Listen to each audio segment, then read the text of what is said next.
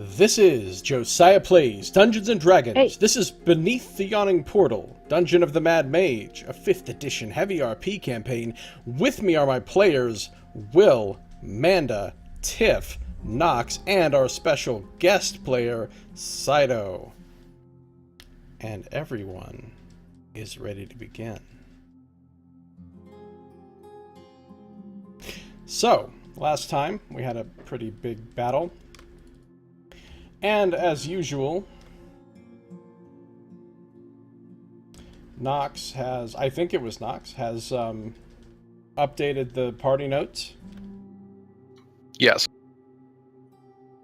Alright, I'll go ahead and read it this time. I'm not going to make you always do it. Okay. Session 12.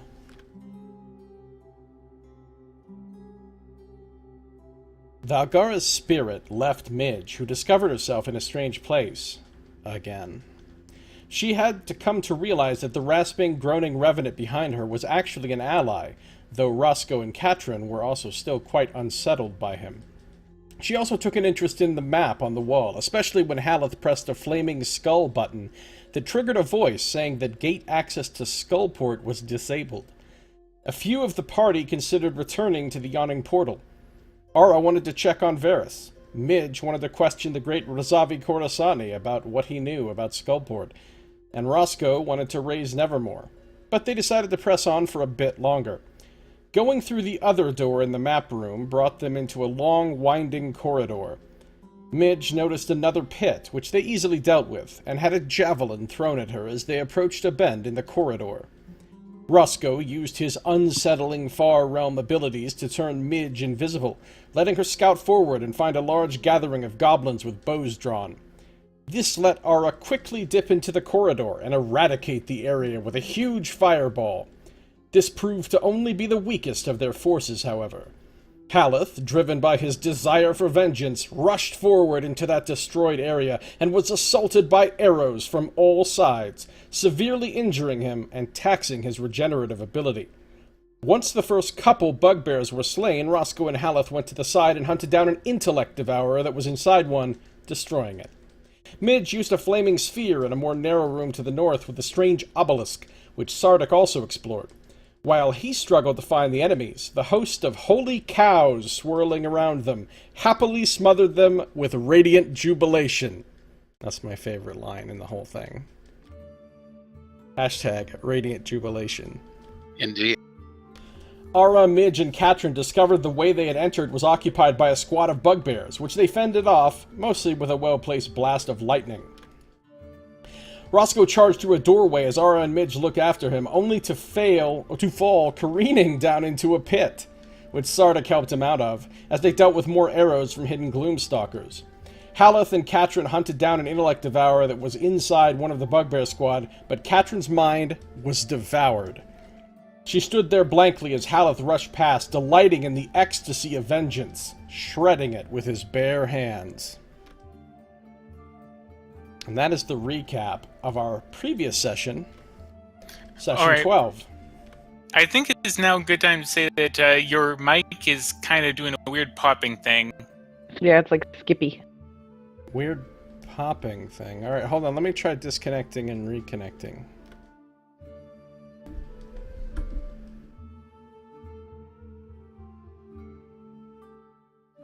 Hello? Okay. Hi. Sounds good. String some words together. Yeah, say more things. To be or not to be, whether 'tis nobler in the mind, Ah, to it's for the still slings and doing arrows it. of Still doing knowledge. it. Damn it. They just said that to get you to stop. Oh, wait, what? I actually didn't hear the popping this time, but I Saito. did. maybe my ears are bad. Clearly, Saito needs to reinstall his Discord. Oh, no, there it is. I hear the pop, but not the skipping. What? It was almost as if half a syllable was lost every few seconds. It was like the opposite of a stutter. Alright, let me try completely shutting down Discord and relaunching it. Hold on. Talk amongst yourselves. Okay. We should probably like get on like 20 minutes early to like mess with like sound checks and stuff. Can you hear Oh, me I now? thought you were going to say Trying to get this to work, y'all. Just trying to get it to work. Let me guess. 18 minutes worth of Discord updates. Hashtag Radiant Jubilation.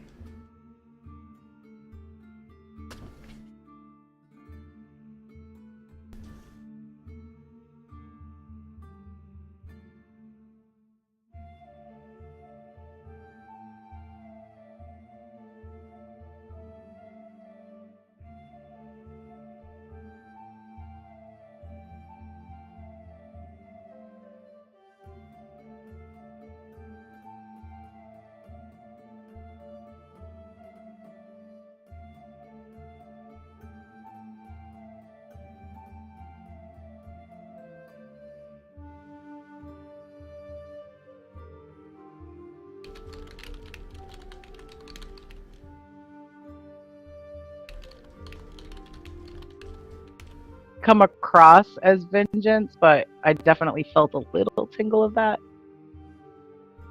Well, the good news is that now it can be used as like a coat hanger or something like that. As long as it's not wire, because we don't want Mommy Dara showing up. I actually hear a little bit of popping on your mic, Manda. Really? Let me try Well, to get out of this. just a little bit. Can you guys hear me okay now, or does it still sound bad? It's still doing it. It's not as bad. It's like wonder if instead of like every 2 words, it's like every 5 now. Is the audio on Twitch having this? It's a good question. All right. I'm gonna metagame real quick and hop on their Twitch chat. So Yeah. don't be showing anything that I shouldn't see. Well, just don't look at the screen, but you can listen. All right. I will be good. If you look at the screen, it's not the end of the world. But, That's right. Try talking now. okay, so I'm talking to the stream right now. Can you guys hear me? Does it sound normal? What's the story with the sound of my microphone right now? Stream viewers. Anyone? So I didn't hear anything wrong on the stream. Did anyone hear popping on Discord? I didn't hear him at all on Discord. Yeah, I think he muted himself on Discord to talk on the Oh. stream. I didn't hear any popping through that, so it might just be.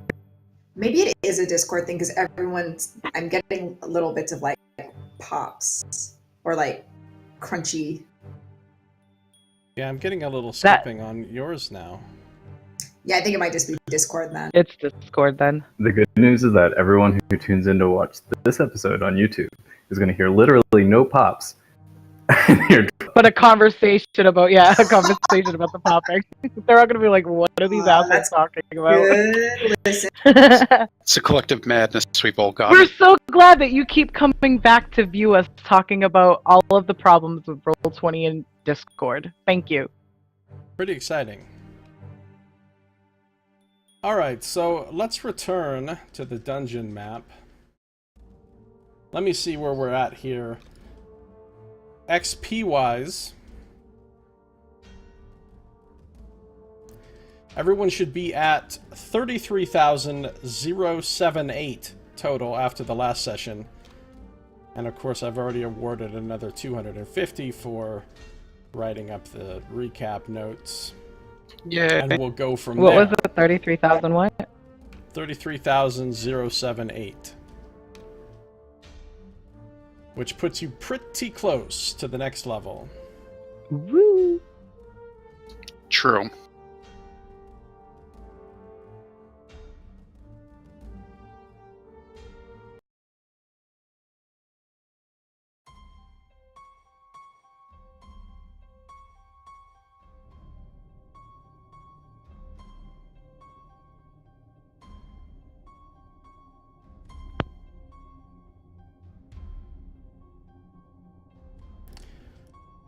Alright, let's find where we are here.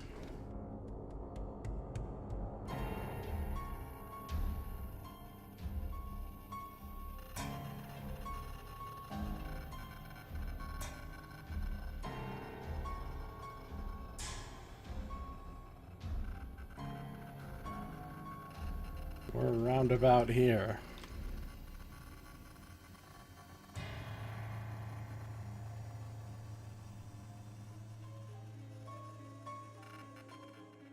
So, we were in a combat in progress at the end of the last session, and I'm going to go ahead and call that combat completed. Any additional enemies that might have been lurking around have managed to escape.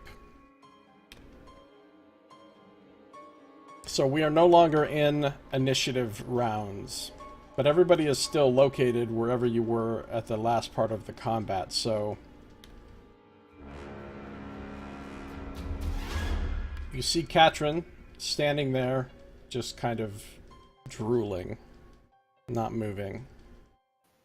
Can I make an Arcana check, I guess, to see if I happened to her? To see what happened to her?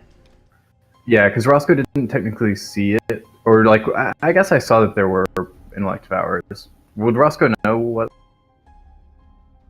It looks exactly like it looked when Sardick's mind was devoured. You can deduce that that's what happened. Okay, so Roscoe was, like, furiously running around trying to catch up to these things, and he's just going to stop in his tracks and kind of march, like, no, Katrin, you're supposed to help us get further down, and he's going to, like, drop his pack and start shuffling around looking for the King in Yellow. What's everybody else doing? You have a lot of dead bodies? Health is still reveling in the defeat of the intellect of our most hated enemy of all. At the same time, though, he's also regenerating slowly, so that's nice. Though he's making no effort whatsoever to remove any of the arrows sticking out of him. Okay, he's just leaving the arrows. Yeah. Well, it's not like he feel feels like- pain. Yeah. The three of us up here are probably just gonna try to rejoin. I wonder Yeah, what's that's- taking them so long to get up. Where? You're not sure Where where did the they others go? are. Yeah, it occurs to me I don't remember. I think fire, my flaming sphere, would it be? I think it's in the... By the way, I fixed the distance on the map. If you do the measuring tool now, it should be correct. And I also altered everybody's vision range, which should also be correct. And if you're looking with just regular dark vision, I've made it so that your whole dark vision is dim instead of bright light. And then you can see the difference between areas that have actual light in them. Nice. Except for you, Roscoe, of course, because your devil sight allows you to see everything as though it were brightly lit. Yeah, what even is darkness? Does Roscoe have something that gives off? Yes, his sword currently has a 10-foot dim light, I think. Let me double check that. Oh, there they are down there. Yeah, you can 10-foot see dim light light, from red Katrin's light. shield, at least. I don't think your sword was lit at the moment. I think I lit it specifically to let Saito hit one of the Gloomstalkers. Okay. So I think in the middle of last combat.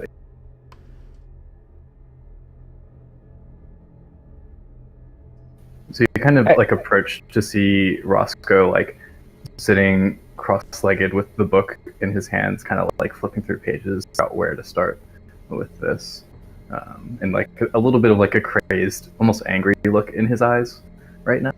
Hang on there. What, No. what do you think you're doing? And Midge is actually gonna like come up and probably put a hand On his the shoulder book? and not the book. On the book. No, The book. No. definitely not on the book. Damn. Okay. I'll get you later. Hmm. Yeah, I think they're all gone, but now's not the time to be reading, lad. Do you see what happened? It happened again. We're never gonna get down there if people keep going. I'm gonna have to fix this again. Oh my gosh. No, no. What, you want her just standing like that? I don't want her standing there like that, but I also don't want to have to fight something, and if you fail, we're gonna have to fight something and we're still one less person. Because apparently Velgara doesn't want to possess her. Roscoe is gonna like slam the book shut and be like, "Well, if you come up with a better idea, let me know." I I'm think gonna that we start need resting. to go. I Make think that a- we need to. Go ahead. I was gonna say, I think that we need to try to get back up. It's always delays. We've been on this floor for. Look, we can fix this with Katrin and we can keep moving. We still have to I go don't see back what the up. You said it yourself. Out of character, Will wants to go back up. Roscoe doesn't. Roscoe did want to go back up. Roscoe was like begging to go back up last week. That might have been a conflict of interest from Will's perspective, because We I'm cannot go back up. Down below is where they lie. We decided that we were going to go back up before we tried to go further down. And Halton's just going to sort of shamble into light, just still absolutely just filled with arrows and also holding 2 pieces of an intellect devour in his hands. Looking what, we're gonna good. bring him up? He can wait down here. We bring him up, they're going to arrest him. Look, we've got to sleep at some point. Midge, Sardick, do either of you have the magical capability left to take down one of those barriers? If it's Yeah, of course I do. I'm still mean- trying to figure out what happened to Katrin, though. And he's going to kind of snap his fingers in front of her. Sort of a religious experience here. Look, her brain got eaten too. It happened to you as well, and I had to fix it for you. We're just stalling down here with stupid stuff like this. We didn't need to go fight those. We're stalling with your stupid book. Don't pull that book out. If That it book helps, is going to stall us even more. if Well- it helps ease your concerns, I'd kill the intellect devourer that did this, and he's just going to raise the chunks of intellect devourer up. Do you think I was her so brain's hoping you were still gonna in eat it. there? You're Oh, carrying her- chunks her of it brain around? was- Yes. Okay. Well, make an Arcana check.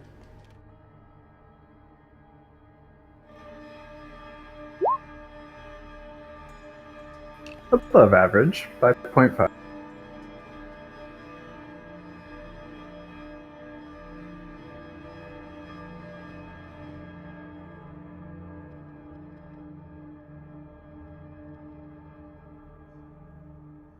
You're not sure if you could even do that ritual again right now if you wanted to. It was such a crazy thing that just came to you. At the moment, you feel like you don't really remember how to do it. Look, I guess we're so close. If we can go back up to sleep, we might as well sleep there.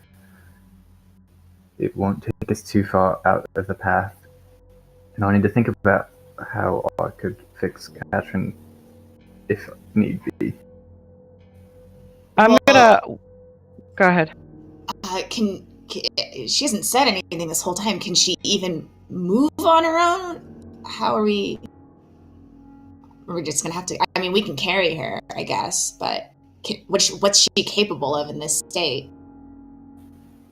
I mean, Ara's look at gonna walk up to Katrin and kind of poke at her and go, "Hello, Velgara, are you there? Hello." There's no response. Look, We it's can the see if same we as can Sardick. guide her.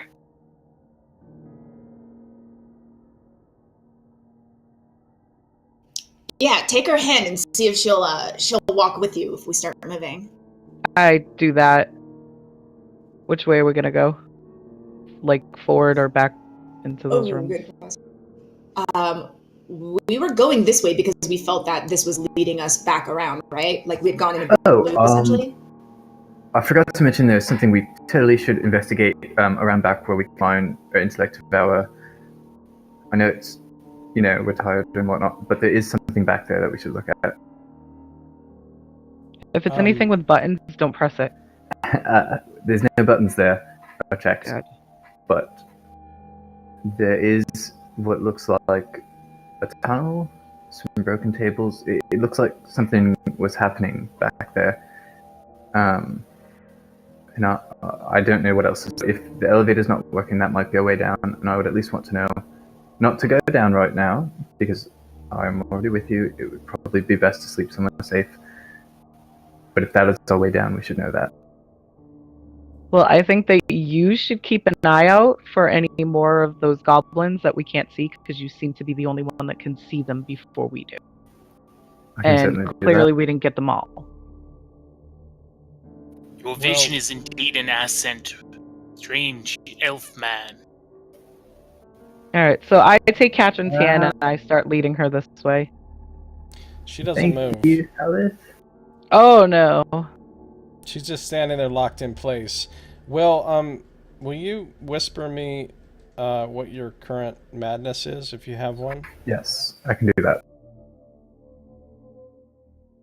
I'm gonna ask Sardick to carry Katrin. I know that he doesn't have an encumbrance problem when it comes to carrying somebody. Certainly, I'll do that. And yeah, Sardick will go ahead and take Katrin and kind of sling her over his shoulder, and he'll sort of pray to her and that type of thing to kind of help promote spiritual, miraculous healing, shall we say. Okay. How much stuff is Sardick carrying?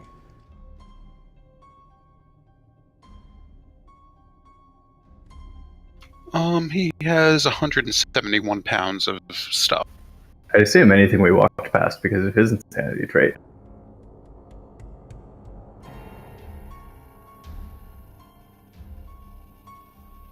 You what? Anything? Oh yeah, anything we walked past. Because he's like a hoarder now. Remains seeping through his hands. Lovely.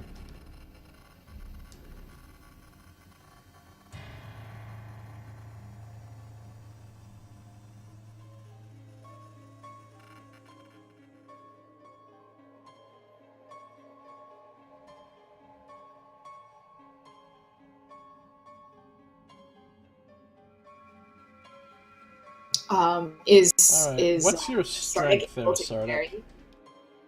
15.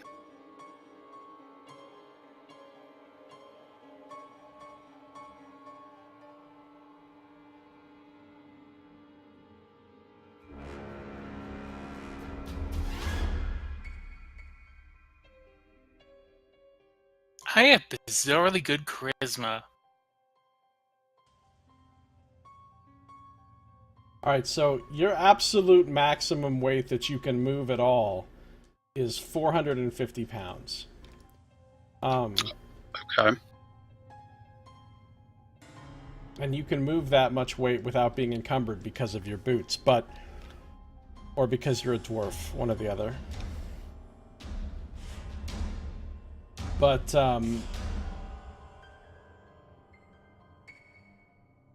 with all the stuff you're carrying, plus Katrin's weight, Katrin's gear, and whatever extra stuff Katrin was carrying for someone else, I think she had some stuff of Roscoe's. She did. She's still under, so you can drag her along.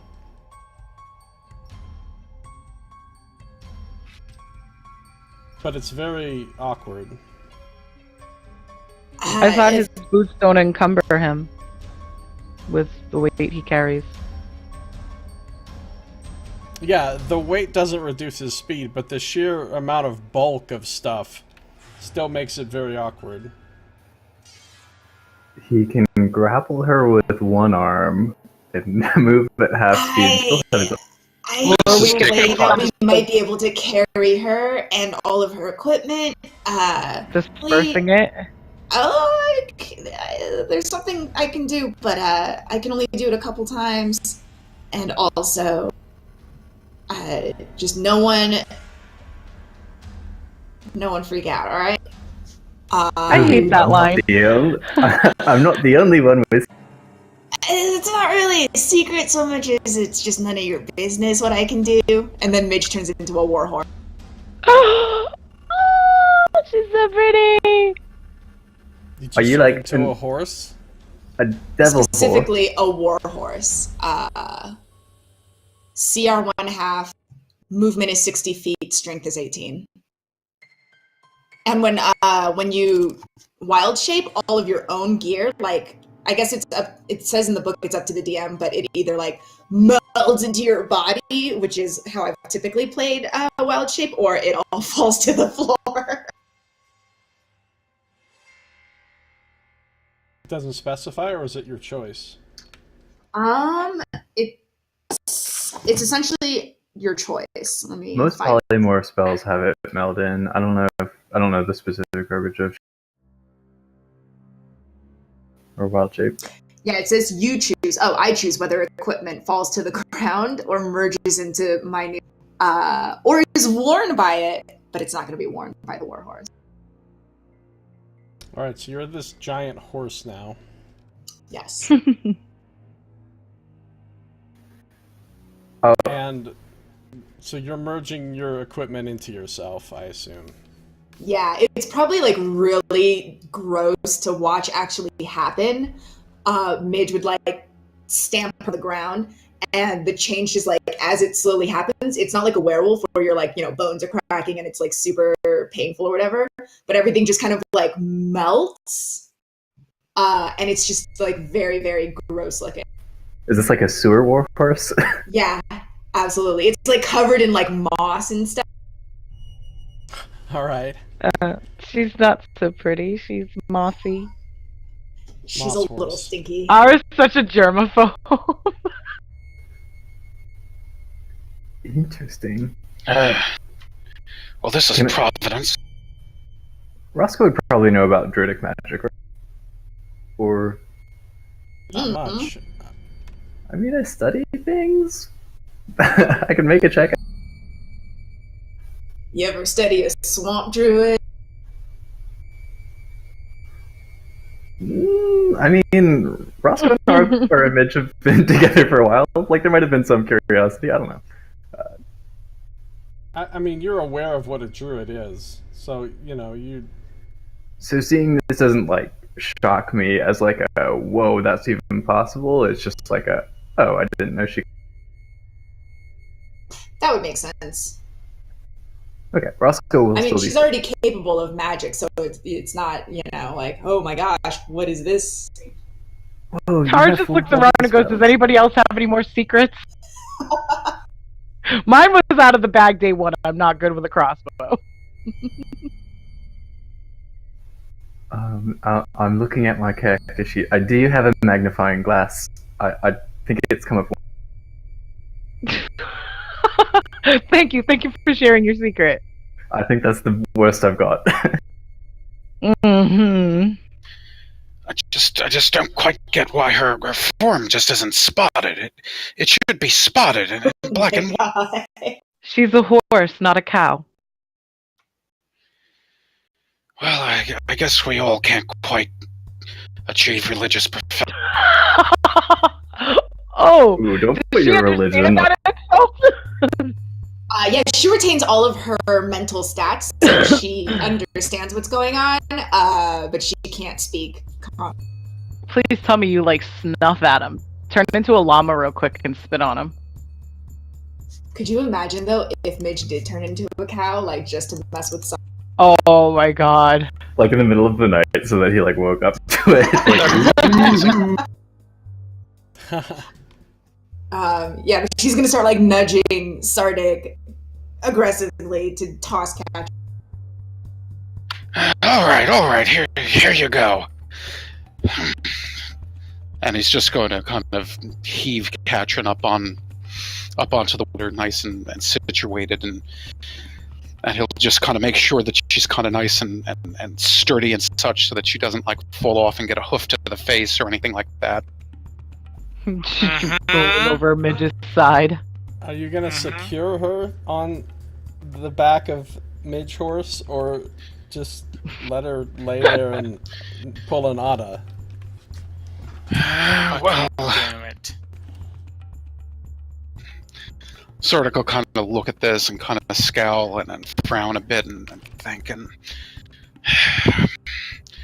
I guess I'll use up my rope. don't really need it anyway. And he'll pull out his length of silk rope and bind it around and kind of secure Katrin to Midge there. So you've tied Katrin on Midge Horse's back. Yes, nice and securely with nice sailor knots. And all of Katrin's gear as well? Yeah, I mean, unless it wasn't, let's say, practical. I mean, anything that, wouldn't be able to fit. Of course, it would be a permanent sort of holding on, but still. It's all... Somebody's got to watch her stuff for her.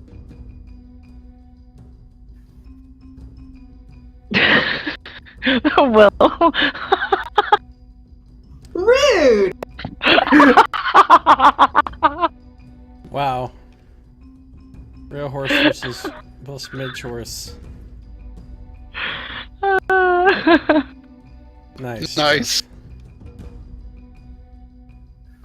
So while all these shenanigans are going on, can Roscoe kind of like stealthily walk up and look around this room to see if there's any other of the... I'd say you're pulling arrows out of Haleth during all this time. Oh, true. So we can have that. So, the arrows have been pulled out. Katrin is secured to the back of the horse, which is Midge. What do you guys do now? So I at the guess very we least, move forward. there's some bodies to loot. And I would like to look at that one passageway, just in case it does go downward. Sorry, I snapped earlier. I guess pulling arrows out of undead me a little bit. And by this time, you have been restored to full health, of course, Haleth, because of your regeneration. Everybody else is just as injured as they were in the combat. Ara kind of stands down the hallway and like almost sorrowfully like makes the mental note of how many bodies her fireball just leaves behind.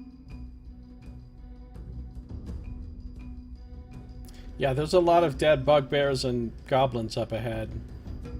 So you're heading back to that room?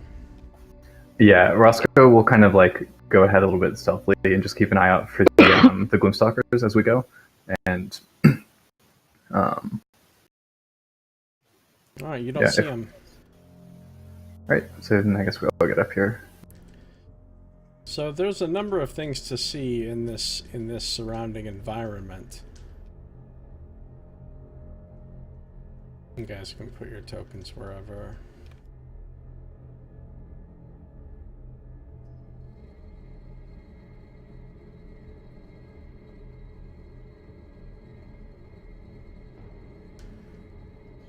Can I kind of nose through these bugbear bodies? Yeah, okay, so if you're searching all the bodies, basically, you find that each of the bugbears and each of the slain Gloomstalkers has a healing potion bottle on them. A total of 8 of those. However, 4 of them are empty.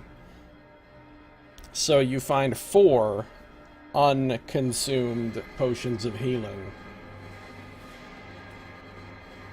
Okay. However you choose to divide those up. Ara doesn't touch them. She has like a stockpile of them.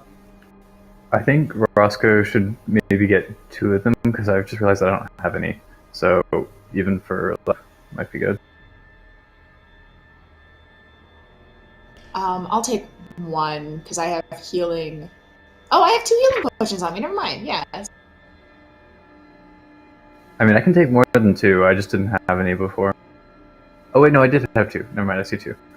I think Sardick should take at least 1 just to have in his pocket in case he does run out of healing spells.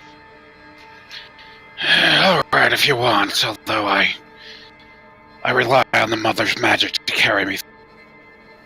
Alright, I did take 2 on my sheet, so if someone's... Yeah, what Midge typed out looks good. Or... Are you going to take the empty bottles? Ara would. Yeah, I'm not... Ara wants the empty bottle. She's gonna find like a fountain of healing potion. Yeah, a healing potion tap. Of course, many of the goblin bodies are badly burned, but the goblin bodies, the regular goblins, are not the ones that had the potions anyway. Their gear is pretty much destroyed. The bugbears and gloomstalkers have the same typical mundane gear that the others had that you fought. Nothing particularly noteworthy, and none of these creatures have any coins on them or other valuables. However, looking around the room, you see a number of interesting things. First of all, the most obvious is the 14-foot-tall granite obelisk in the northern part of the room. It has a lidless eye carved near the top on the south-facing side, and the bottom half of the obelisk is covered with dirty, bloody handprints. The alcoves to the north, east, and west of the obelisk are full of goblin beds with bundled rags, torn fabric, trash, half-eaten food, that sort of thing. They're filthy and, well, you can search them if you choose to, but you don't immediately see anything interesting among the goblin beds. To the south, in that little dead-end passage, you can see as you walk by some writing on the southern wall, carved into the wall, but it's small and you can't make it out from far away. Roscoe will get up close enough to read it. Alright, so Roscoe, this is now becoming a habit for you. Haha. Let's see what happens.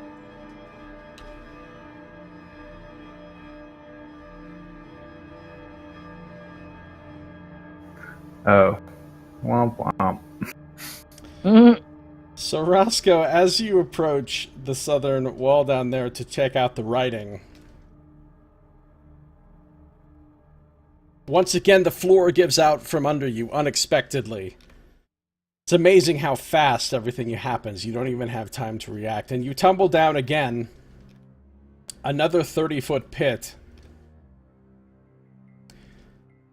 Landing on stone spikes at the bottom once again. It's brutally painful.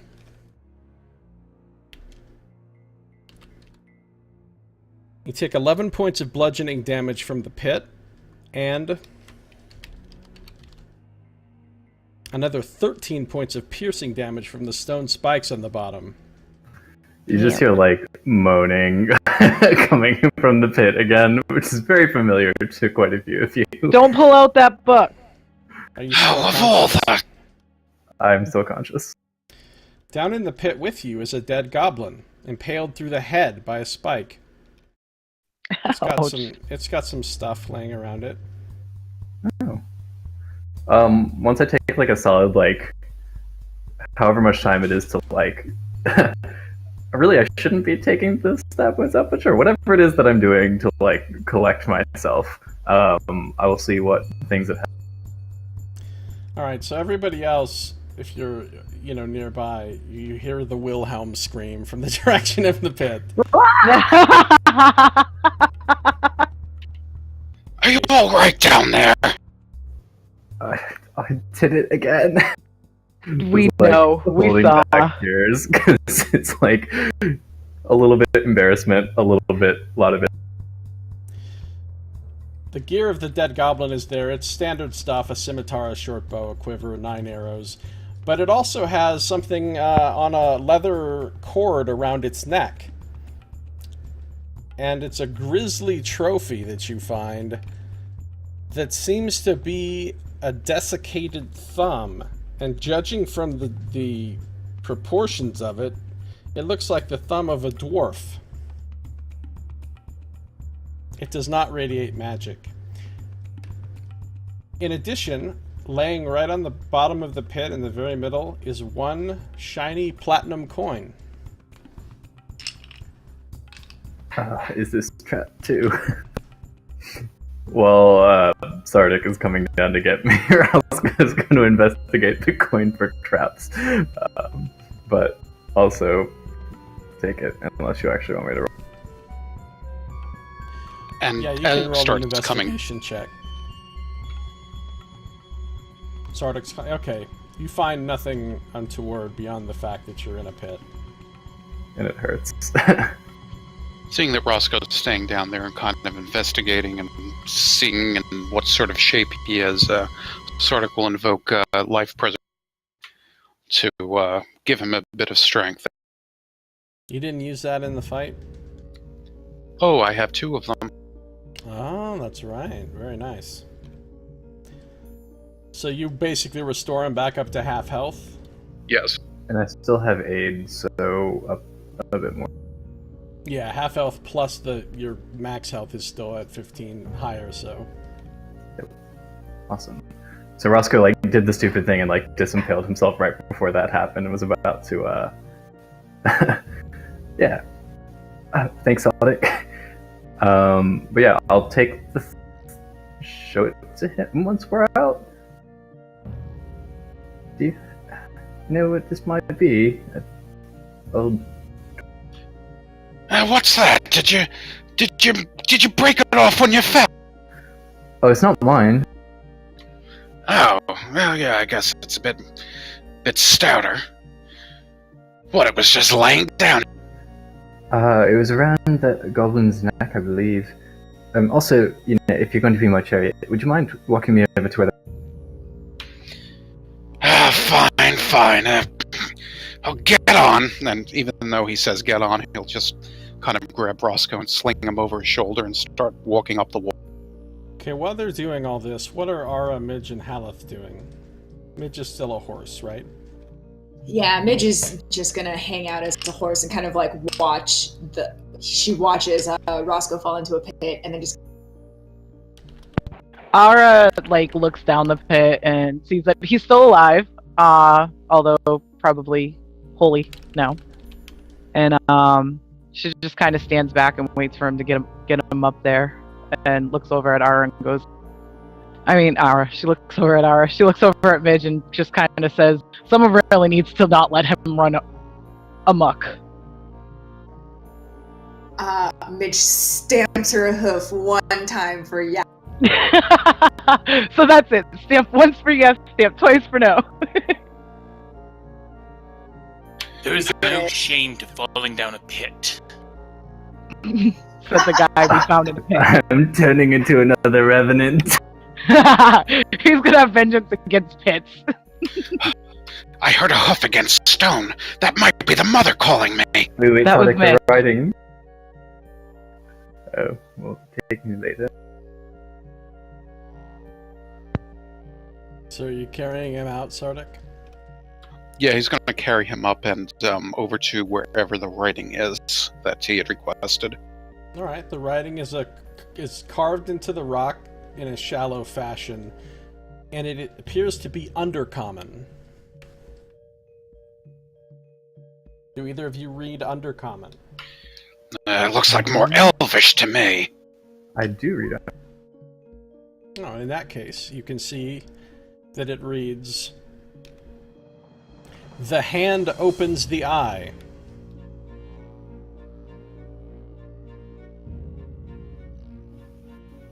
Okay. So that probably relates to our obelisk up there. Thank you for taking on good on solid ground again. Alright, very well. Just be careful. And Sardick will ferry him over to the edge of the pit and...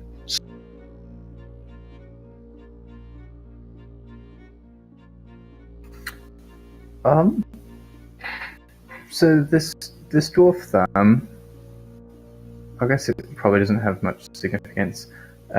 Apparently, if we to open the eye of the obelisk, we need some sort of hand, and there are a bunch of bloody handprints about the bottom. Just food for thought, saying it out loud, in case someone wanted to put the hand on it or something. Midge is gonna walk over and she's gonna bite gently bite the arm of one of these like fallen bugs, like lift its arm up.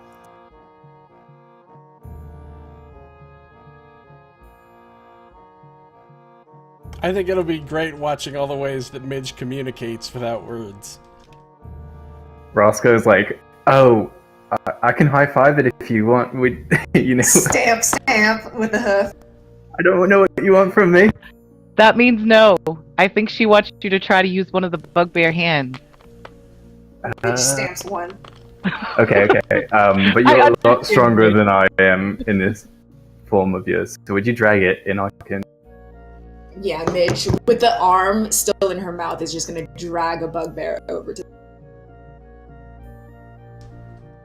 Do you see any pits here, by the way, too? Yes, you retain your excellent keen vision, even in horse form. The horse eagle ears? Because it says, I lose my dark vision, but Katrin's shield is still lit, so I still have some form of light. But yeah, I retain all of my mental stats, so wisdom, perception, and stuff I still have. Yeah, and it also says you retain something about the benefit of your items or something. Well, anyway, I would say you if I cast a spell that requires concentration, I can hold the concentration in it, but I can't cast any spells right now. Your heirloom, the Eyes of the Eagle benefit of your heirloom still applies to you when you're in animal form, is what I'm saying. Oh, excellent. So you get up close to the obelisk, and you can see a lot of small handprints on it that look like they were made in blood. There's no writing on this side of the obelisk, at least. You haven't really seen the other side of the obelisk yet. Is there a pattern to these handprints, or they just look like they're all pressed up against it? And Midge is going to start walking. Roscoe's not going to move until Midge has cleared there. Oh no, I don't think I can get over there. You can squeeze. You can squeeze through one small... There we go. Alright, so you don't see any kind of pattern to it. They look like they've just been slapped on there randomly, haphazardly. But on the north side of the obelisk, you see a sort of a little shrine set up with some candles, and it looks like a few offerings that have been left there. So there's a number of small items gathered there on that side of the obelisk. The first thing you find there, and you guys might want to start putting this down, is a finely crafted bowl made of blue quartz. Roscoe, you can determine that it's worth about 75 gold. Sitting inside the bowl is a pearl, which you think is worth 100 gold. Beside the bowl is a carved statuette, which looks like it's been carved out of bone. And the statuette is of a woman in plate armor, wearing a mask, with a maul over her head. None of these items so far radiate magic, by the way. But this statuette is nicely carved. You think it's worth about 30 gold, Roscoe? Okay. And finally, underneath the bowl, as though forgotten about... Another pit! Horse-sized! No. Underneath it is a very old-looking, worn and battered wooden holy symbol with a strangely stylized symbol. Well, actually, we're going to need a religion check for this, for anybody that wants to identify. I'll call Sardick over, just because I don't know where he is, just so he can come over. Let me see that here. Who got that 17? Midge with the horse. Okay. Well, the horse recognizes that this is a strangely stylized symbol of Timora. It's not her normal common symbol. It's a little bit different, but you don't really understand the specific significance of it. But Sardick, where are you? You're kind of right there behind the horse. Yeah, actually more like off to the side. Yeah. If you examine the holy symbol as a priest, you feel, even though this doesn't radiate magic as far as you can see, Roscoe, Sardick, when you lay eyes upon this symbol, you feel a little tug at your spirit, as though you're in the presence of something touched by the divine.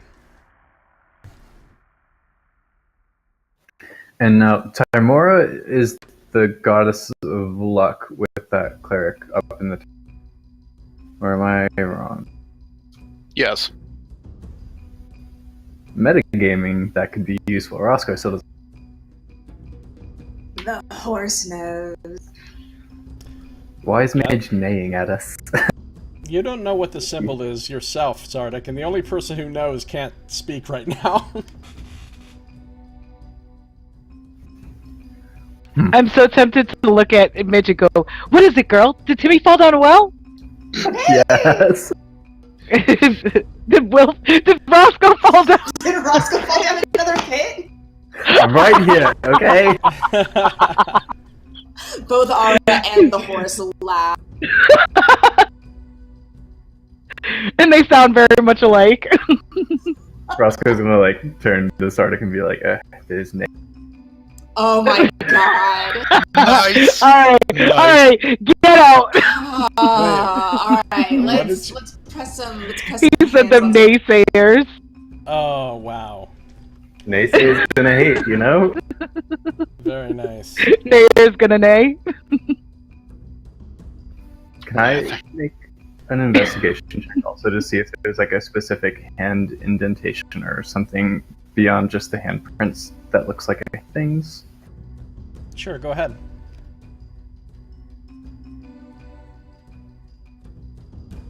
You don't find any indentations or anything that seems like a more significant place. All the hands just seem to have slapped on it completely randomly. But they're Midge is all on gonna- the south side. There's no handprints on the northeast or west sides of the obelisk. Alright, Midge is gonna drag that body back around the other way. And as she passes one of those dead goblins to get that bugbear hand real nice and bloody. Okay. And then I don't know if she's gonna be able to like nuzzle and like press this hand again. This is where Roscoe can help. Once the body's there, Okay. Roscoe can step up and...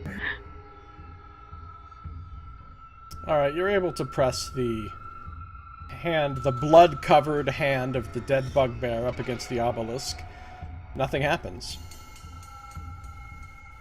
Midge Does is the gonna obelisk go seem retrieve the magic? goblin.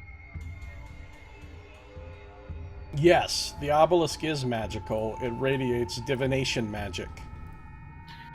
Interesting. Sardick wonders if there's any sort of incense at this shrine. There is no incense. That's a little beyond the culture level of goblins. Midge At would least have these gone goblins. and retrieved a goblin for Roscoe to try out, since they have small. Grab a Roscoe's like, meanwhile, looking at his hand like, you know, I just fell down a pit, and I should be dead. Midge stamps her hooves twice, frantic. You're getting a goblin! Damn it. Ara's standing there. Ara would like, "Oh, no. No, you don't." Look, the hand opens the eye. I'm curious what's in the eye. Well, didn't we see can Rob. wait for everybody to be here. You don't get to run the show there, buddy. Always with the waiting. Okay.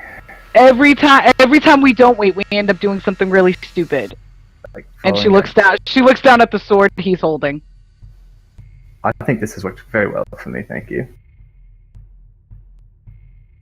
Yeah, we had to wait how long for you to get used to it? Waiting. It was a solid, 30 seconds before I had it under control. No, it wasn't 30 It seconds. was. We were in rounds, which means 6 seconds pass every round.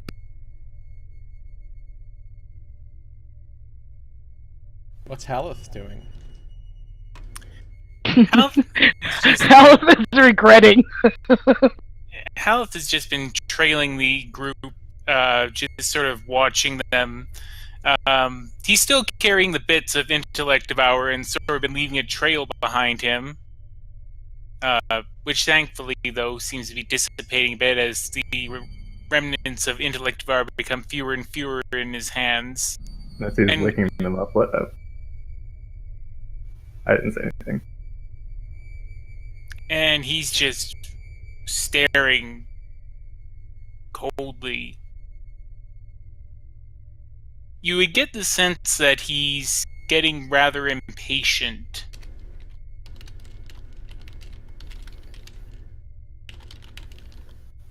So, are we trying to open this thing? Did you try the goblin hand? I think that's a good idea.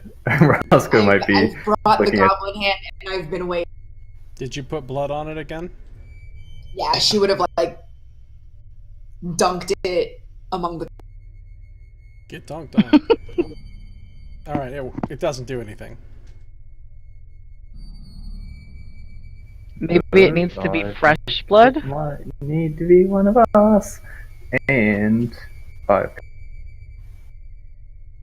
I hope it doesn't work just so Roscoe doesn't get his way. Look, I'm just really curious what's in there. Like, what if the eye opens up? It's divination magic. What if the eye opens up and it tells us things? Well, we have to tell us. Okay, if the eye opens up What if the eye opens up and consumes you? I've already been consumed by 2. Teeth? As Roscoe and Ara are having this conversation, Midge is just gonna push Roscoe forward toward the obelisk.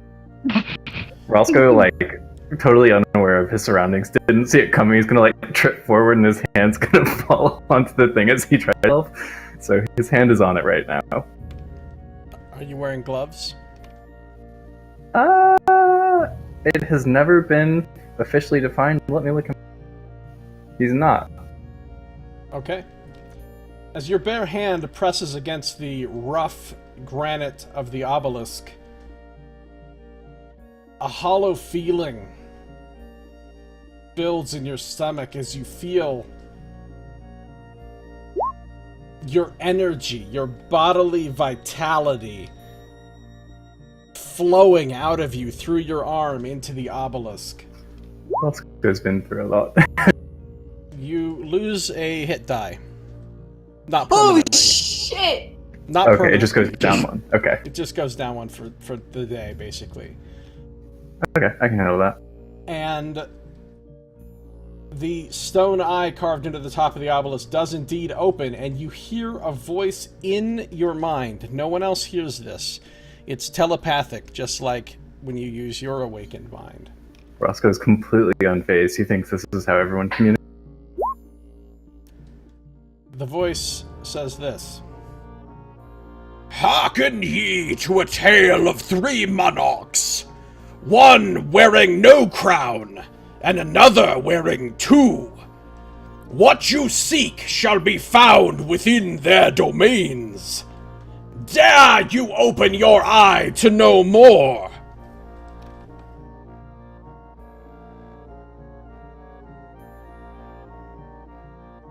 That's it. When you say no more, do you mean K-N-O-W or N? Well, you don't know. It's not like it's written out in text. You just hear it in your head.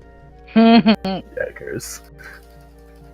It just occurs to me that Roscoe has awakened mind, and technically he can communicate with Midge. Oh, yeah. Well, no, sorry. It's only one way. I could talk to you and you would understand yeah. me, or I can awaken mine to you, and you. Midge can't respond if you do that? No, you can't respond with it. Never Okay. mind. This is fine. I'm communicating just fine as it is. Ara gets you. Ara knows what you want. She's a horse girl. I am. You More have of a all the nightmare. ways to communicate you need. So can I double check that I have it written down? Because I was trying to write, but I was also hearken ye to a tale of three monarchs, one wearing 3 crowns and another wearing 2. Dare ye open your eye to know more. Yeah. I'll go ahead and post it in the chat for you too, just so you're sure you got it. With telepathy, you normally like understand the intent of it. So, okay. Oh, Roscoe, I guess with his hand still there, is going to ensure that his eyes are open and look up at the.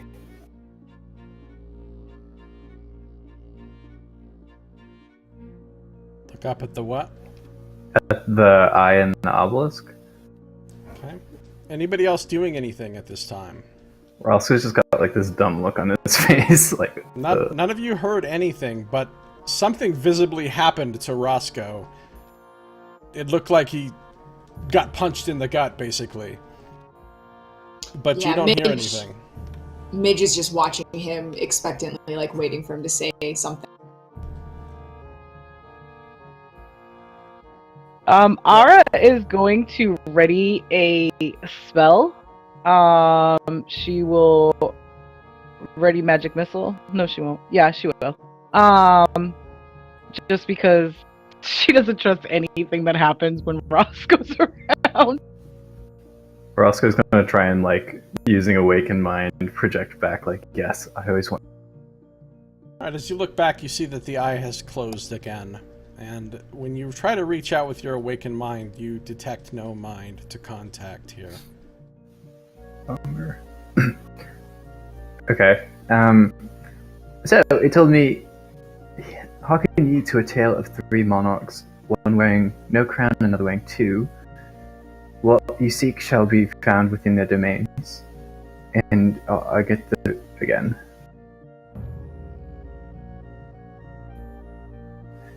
I think more information is generally good. And what it did to me wasn't comfortable, but I can handle that.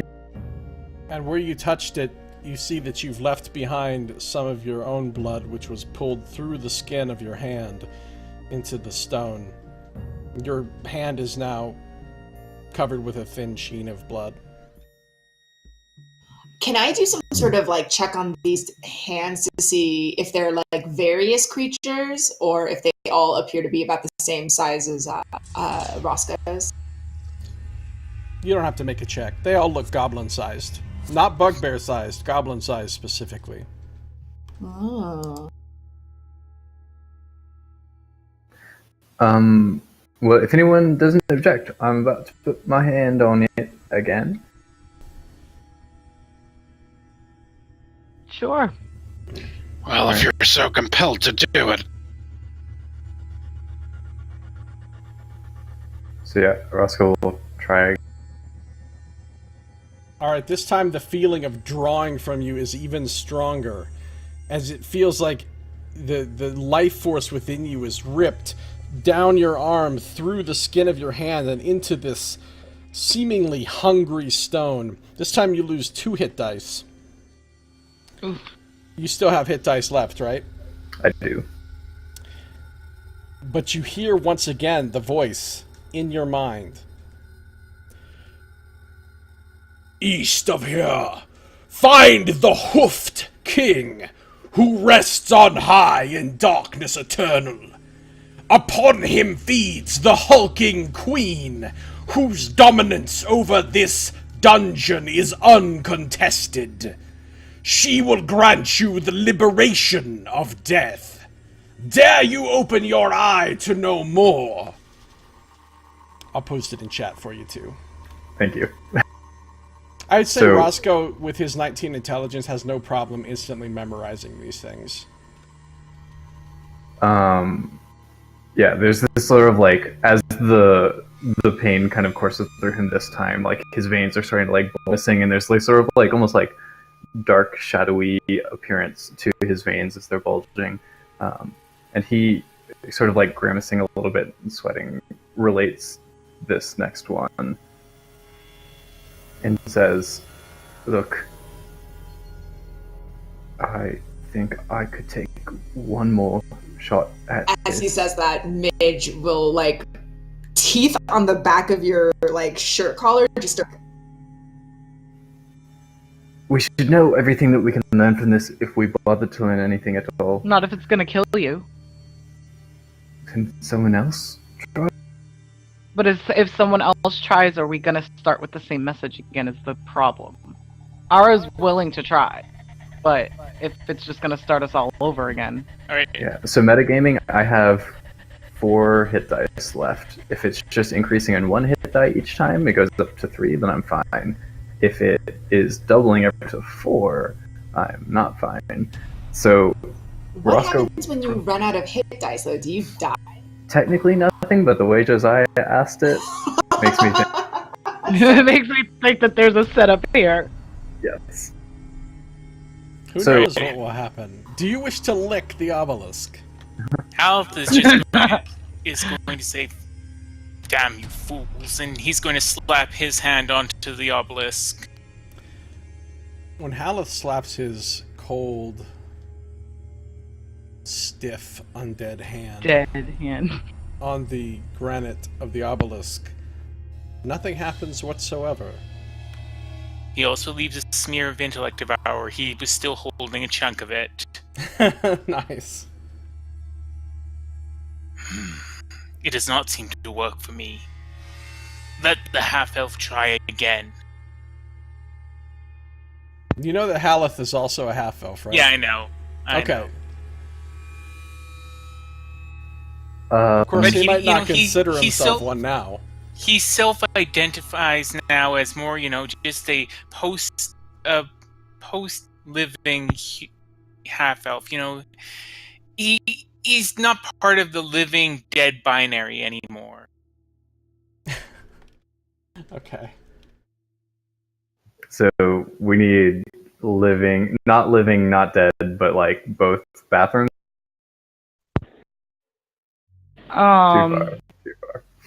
Too far. Also, I don't know if I need to make an attack roll for this, but Midge is like literally holding on to Roscoe, his collar, like a grab. And Haleth is going to grab one of his hands and try and pull him closer to the obelisk. Look, Haleth, I appreciate what you're trying to do, but you don't need to. Ara's just gonna slap it away, and she's gonna put her hand on it. Okay. You feel a terrible drawing sensation as it feels like your soul is being sucked out and into this stone. Blood seeping through your hand, leaving your hand completely red with blood. You lose 3 healing surges. Do you have 3 healing surges to lose? I Nope. mean, not healing surges. I don't know what I'm talking. Hit dice. Oh. You're a yes, I warrior have now. 3 to lose. and we're But playing 4th edition. So, did you have 3 hit dice left? Yeah, I haven't used any hit dice. Okay, so you lose 3 of them, Okay. and you hear a voice in your head which says, "I cast my eye into the future, and see in yours a perilous descent. South of here, beyond a secret passage, waits the 2-headed king. Look to his left.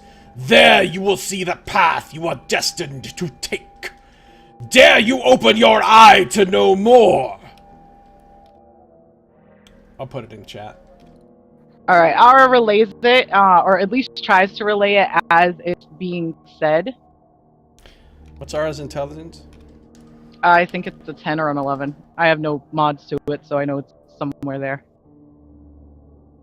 Haleth is still just gripping Roscoe's hand, by the way. He's just not letting go. He's just stopped pulling, just holding it.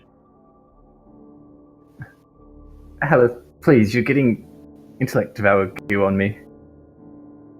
So, are you actually trying to pull his hand onto the obelisk, Haleth? He's holding it right near the obelisk, just waiting. And is Midge trying to, like, pull him away Midge- or something? Midge pulled him back, and yeah, she would essentially be trying to keep him like from touching the altar. So if anybody's trying to exert force on Roscoe, and Roscoe wishes to resist that, you'll have to make opposed.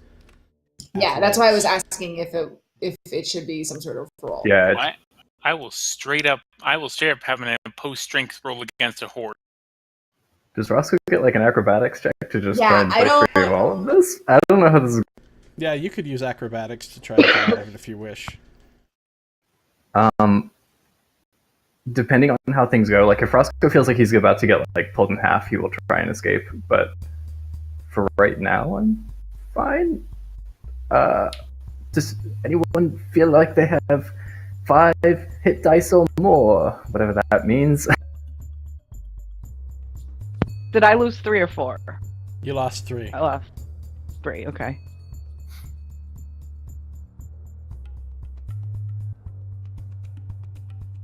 I feel like this is a bit like an episode of Monk. You know how Monk always has to touch things like lamps and poles and whatnot as he's passing?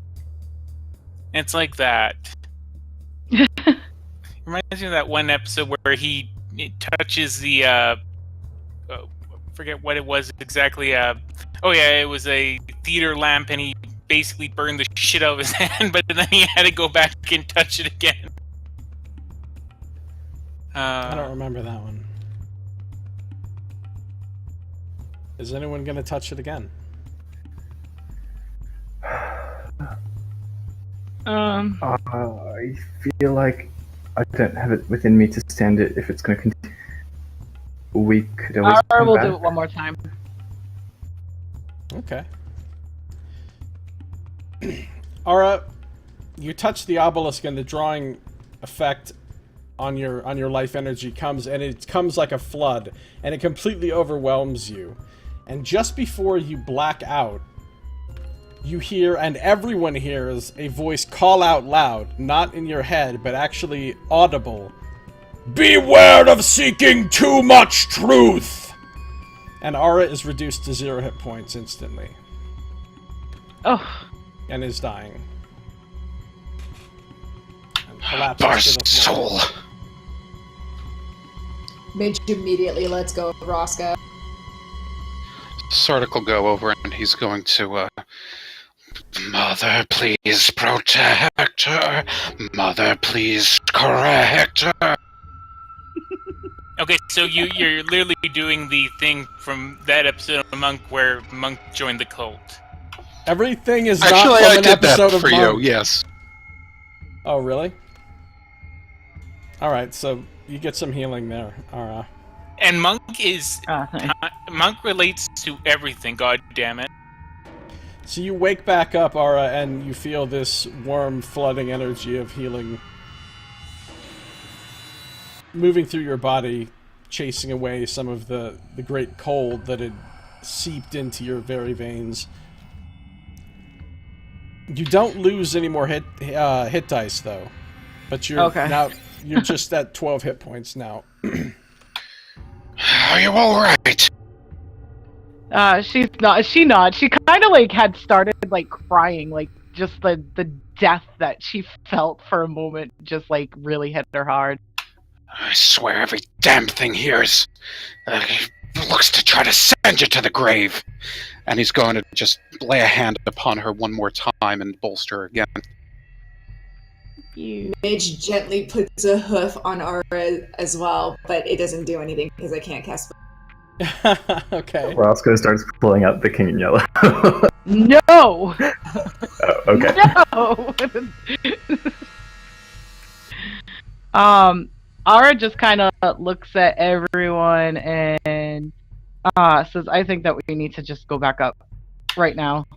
Like, What are you guys doing with think the you're- items that you found by the obelisk?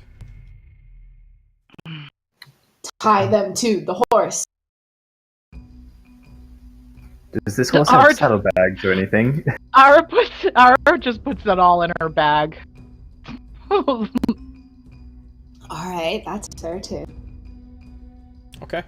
She doesn't do it like sneaky or anything. She like everyone sees it. Okay. Did somebody take that thumb? The dwarf thumb? Roscoe had it and I think showed it to Roscoe- Sardick, so if Sardick wants it, he can have it. If not, Haleth will take a look at the dwarf thumb and just see if it, by any chance, is the thumb of, what was his name again? Was it Copper Stormforge? Copper's a woman, and no, this is obviously way too old to have been her thumb. Plus, you already know that. Well, you know that she's still alive and 200 feet below you, but this has been there a very long time, so it couldn't have been hers. Just saying, though, you can be alive without a thumb. It's true. Unless it was magically aged. so it doesn't have any magical aura on it. Does it appear to like be kept with any kind of significance, or is it literally just like strung with like? It could have just been a goblin trophy. I mean, This is true. You don't recognize any specific cultural significance to it. Is it at least like a nice, like, because it was like on a chain or something, right? Is it like a nice chain, or is it just kind of like? It's on a leather cord, and no, it's not particularly nice. I don't really have any use for this unless someone else. Midge says nay. You just offered up. You just offered, hey, someone going to take this? Who do you think is going to take it? The person with the collection problem in the group, which in real life is me, but in this game is not. Well, I mean, I suppose we could try to see if anyone's lost their thumbs at all. I don't remember seeing anyone down here who had.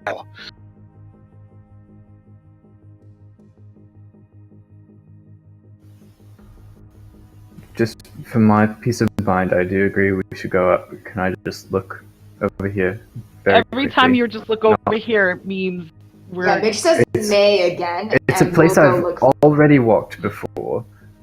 I just want an explanation when we're not We in can combat. come back to it. Roscoe's gonna step right here, and from this distance, look over at the passage over there. Okay, over there you see a very large stone table, which is kind of tipped on its side, and it looks like it's been broken in half and is laying in two pieces. I know that looks like two separate tables or whatever over there, but it's really supposed to be just two pieces of one big table that's tipped on its side and broken in half. You see the dead intellect devourer over there that I think you killed, right? Yes. So, whether you can see it from here or you would have seen it when you were over there fighting the intellect devourer, there's a couple dead goblins laying on the floor over there, and they're not goblins that you killed, and they're not burned, so they weren't killed by the fireball. You're pretty sure those dead goblins were already there when you got to this room. They weren't part of the fight. And there's another creature laying there dead next to the goblins, just to the east of them. And that creature looks like this.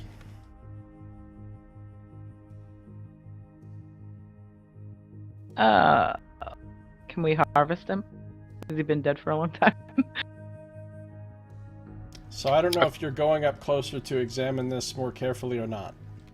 I might get bit by a horse, so I'll turn to everyone and be like, alright, I'll follow behind then. Using, I guess, just passive perception. Unless you want me to make an active perception check to look around. It depends on how slowly and carefully you're moving and searching. Not extremely. I'm gonna move at regular pace. I mean, you can go like I say, you can go half speed and be constantly getting your passive perception You to know find what? things. I will, because my half speed is 30. Or you can take like a whole action for each 5-foot area to make an actual check to search it. Nah, I'll be moving half speed, but just like looking around using my passive. I won't make like. Okay. Oh. These two rounds, the big round circles, are the broken. They're the big halves of the broken stone table. Gotcha.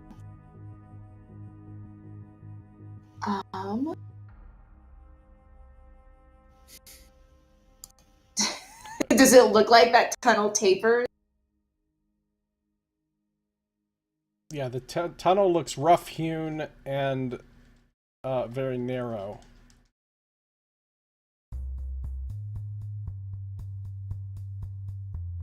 Roll20 is not functioning. Move out of the way. I don't think I'm gonna be able to. Are these goblins also, are there like tools, excavation tools, like lying around? No, you don't see any excavation tools here. It looks like these goblins were ripped apart by some kind of animal, and just looking at that creature that's laying there, the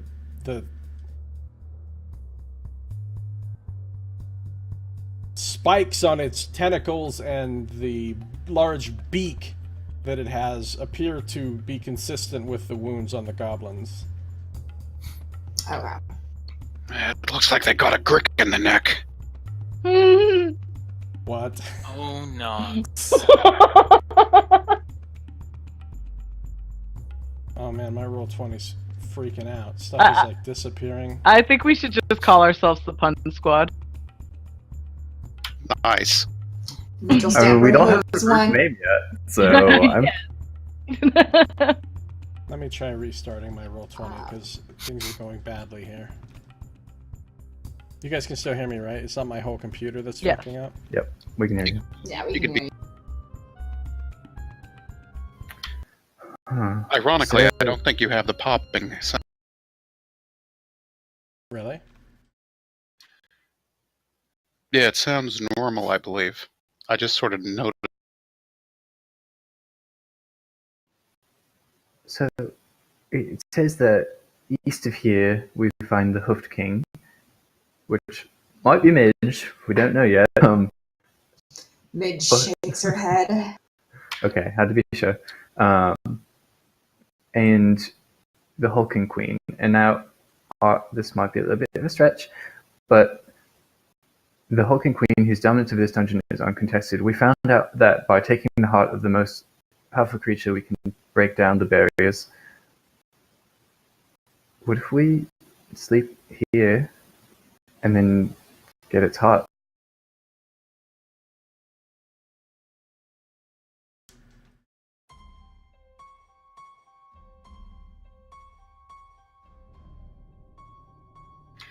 So you're proposing we rest here?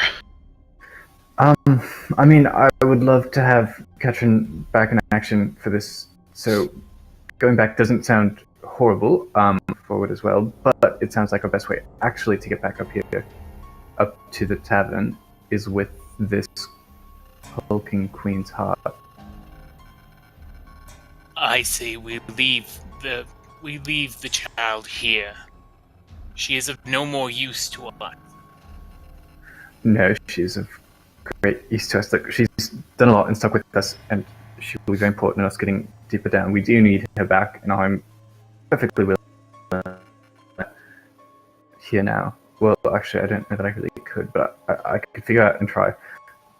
But we're not just going to leave her. There are goblins that were back there. Could I Midge would, ask? Could I ask? Oh my god, having brain fart. Roscoe to make a persuasion check Sure. to see if he can convince me. Yeah, go ahead. Doesn't seem all that convincing. I stay. We leave the human here.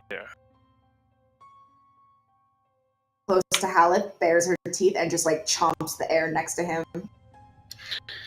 No one's to be left behind.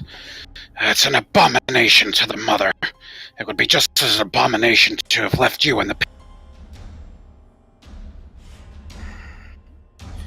Palth is going to glare at Sardick, but will take his point and consider it.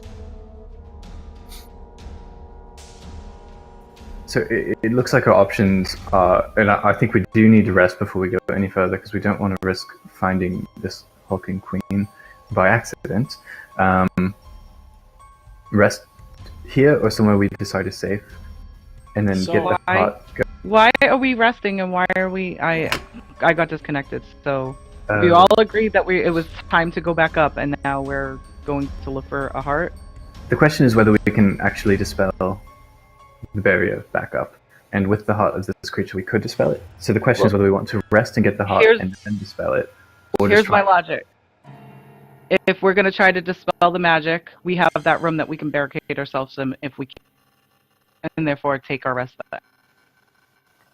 This is fair. I'm afraid of repercussions failing, but...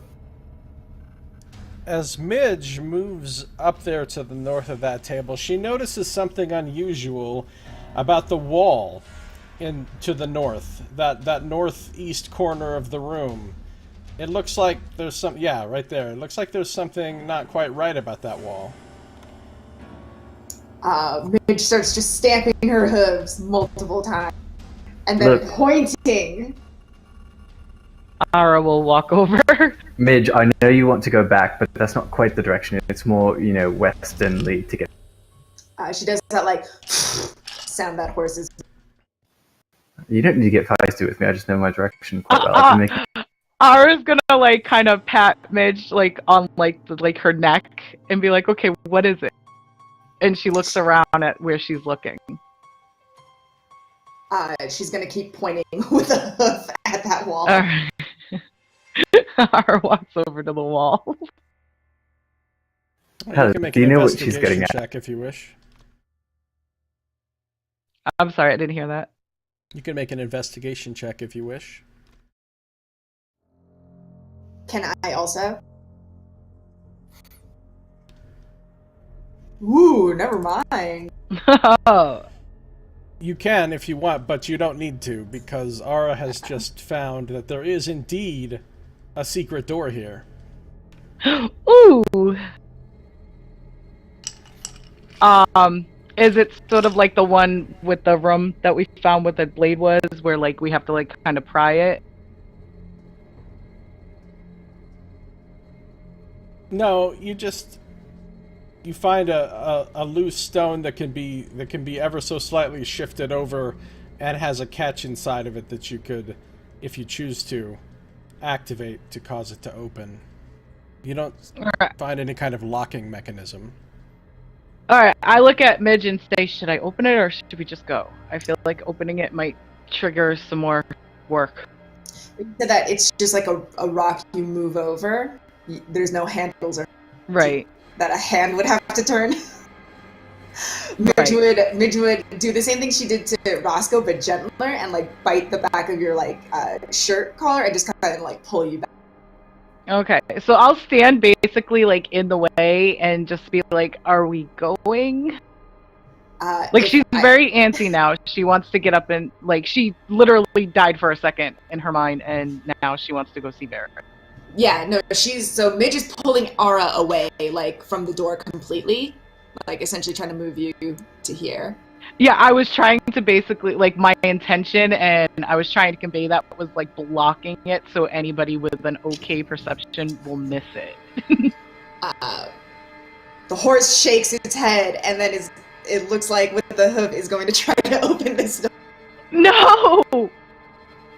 Alright, you can't open it. You have to be able to slip a finger or a narrow object into that little crevice to do the catch. Midge turns around and goes nay to get everyone else's attention. All right. Roscoe's just been muttering to himself and how About communicating with the horse. Why is Ara the one not having problems here? Oh wait, because she's the only sane one still talking to her horse. If Haleth approaches, Midge is gonna like start like nudging Ara essentially, and then kind of like looking at the door, and then nudge. She'll whisper to Midge, "Do you want me to open it?" Two And stomps. she waits. Oh, okay. And then she So looks she, over like- at Haleth. She leans up against like the area where like the catch would be, and she goes, "Okay, guys, I'm ready. Let's go."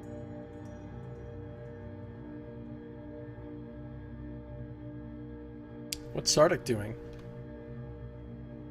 Sardick sort of looking upon this scene and sort of shaking his head. It would be so much if the mother had made her one of the bovine species. Then it would just be a natural sort of communication. It's so close and yet just so off. Both Sardick and Roscoe are like talking to themselves, like 10 feet away, not acknowledging each other. The two mad ones. What's Haleth doing? Haleth is curious as to what the horsewoman and the drow have been doing. Yeah, you don't yeah, see as you anything approach special, Haleth, but Midge- actually, what's Haleth's passive perception?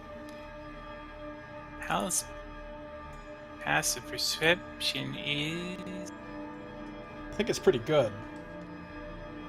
It's 17. Alright, so from where you are, you can notice there's something off about the wall, but you haven't investigated and seen, like, the actual... So you're not quite sure what they're on about, other than the fact there's something weird about this wall.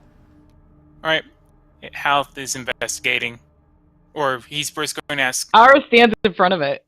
She's standing. I will. right in I front of will bite and pull Ara away and make an attack roll. it. Wait, I'm not getting it. Do you want the door open or do you not? Because you keep telling me to block it and not let anybody in. No, so Midge I'm just telling you, it's hard to understand. because Ara has 20 hit points, Oh. but she does want the door open.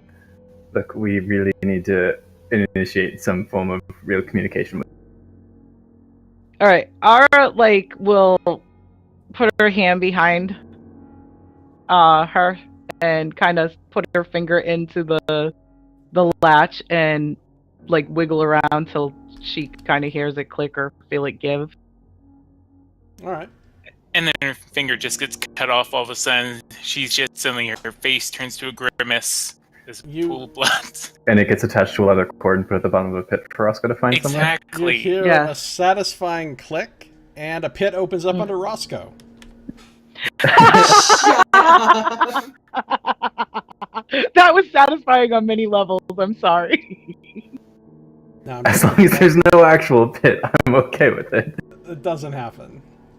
The- What does happen is I try to figure out the dynamic lighting again. And the wall swings open, and you see another stone passageway on the other side. She looks at Midge and like she almost has tears in her eyes and she's like, I'm never gonna see Varys again, am I? Oh, Midge like kind of slumps down a bit. She feels. With seeing this, Roscoe's gonna like put his bag down, like take out his map and see, like trying to figure out where this might connect back up to. Can you just like ping where the initial, like where the well entrance is on the map for me, so I know how far away that is? What was Midge expecting to see in there? Whimsydale? Just a room. I thought it'd be like a nice, safe room for us to take a little nap in. It's never a nice safe room for a nap. If it makes you feel any better, actually that might lead back to... Might, and if it doesn't, then we have more backtracking, more waiting, and only she Nevermore kind of was like quotes him. Nevermore was here. He could investigate it. Based on Looking up. your mapping, go ahead and make an intelligence check, and you can add your you're proficient with cartographer, right? Yes. Yeah, so go ahead and roll that using intelligence. No, my skill checks have been sad. All right, that's not bad.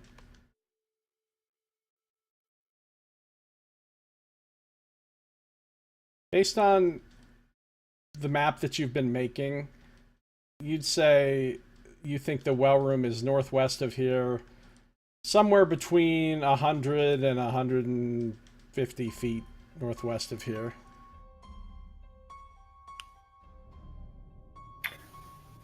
Safely, we could just go around the long way. Unsafely? We do actually know that there was a northern entrance with the secret door from the well that continued on that could connect up here. This could be a very quick way out. Could be. Doesn't mean it is. Yes, but we also don't know that it's going to be safe going back the other way.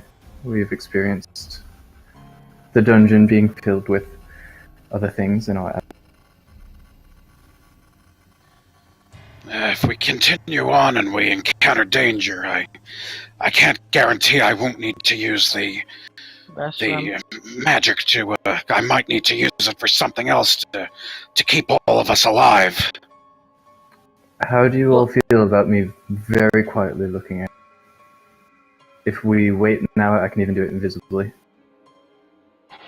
Okay, another hour. You're the one complaining about waiting, and Look, then every time you want to do something, it's more waiting for everybody else. I'm not saying we need to do it invisible. I'm happy just walking up there stealthily. I'm just saying that if you're trying to avoid combat, then let me look. Combat is going to be inevitable, regardless of which way we go, if there's something there. Then let me look. You can't make us all invisible. I'd say about an hour has passed in game since the start of the session. Would you be comfortable giving us a short rest then?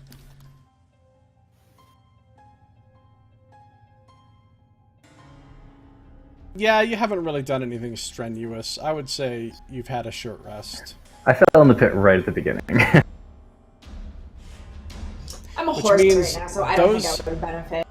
Those who are benefiting from aid only have 1 hour left on it.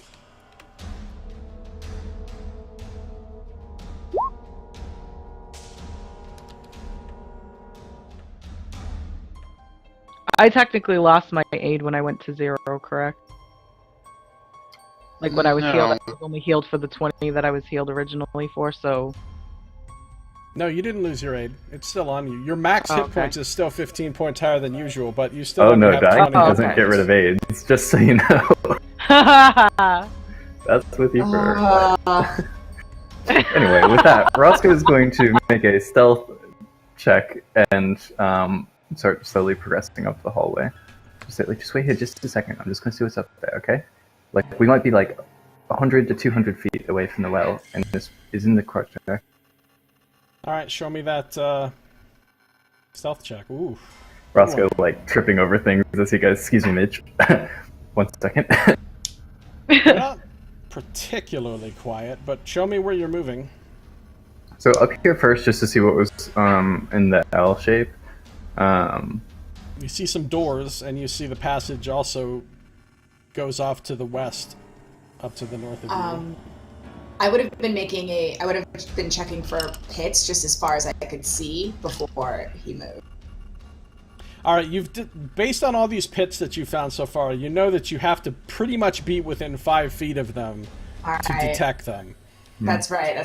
So well, if Roscoe moves up ahead of you, yeah, and if he like starts moving ahead and just starts making noise, Midge is gonna like nudge him out of the way and move in front.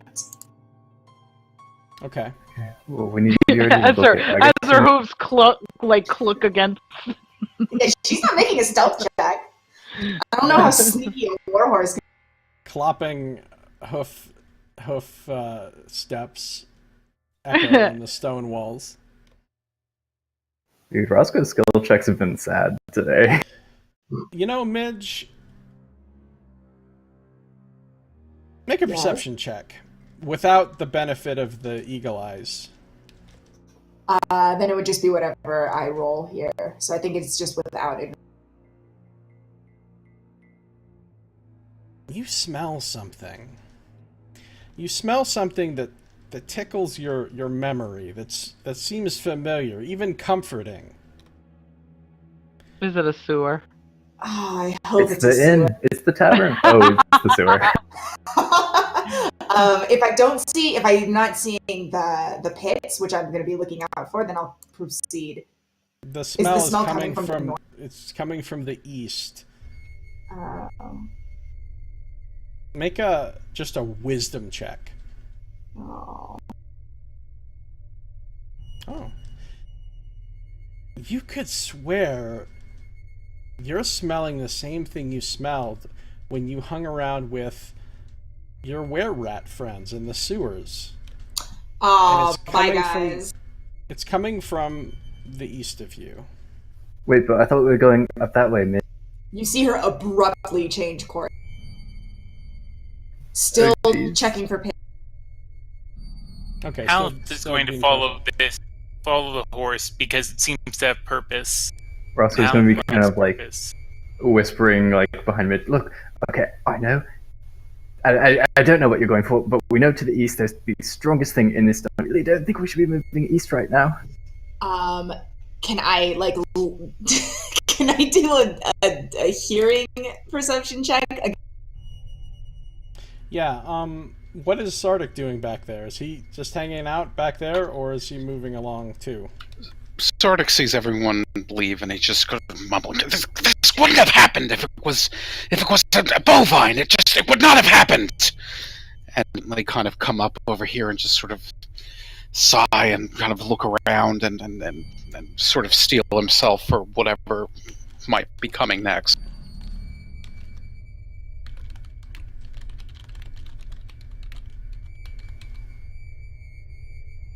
Okay, and Ara's just kind of hanging back there behind Roscoe a bit. Mm-hmm. That's All my right. listening check. So you're listening at the door. Okay, you can clearly hear. I mean, it's muffled by the heavy door, but your perception is good, and you can definitely hear the unmistakable squeaking sounds of rats on the other side of this door. Oh, guys! I know I shouldn't. I know I should. But man, it sounds like the animal. It sounds like animal rats, or it sounds like familiar were rat.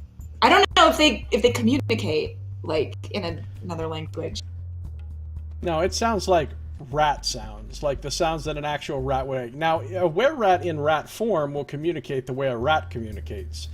A were-rat in hybrid or human form can talk normal languages.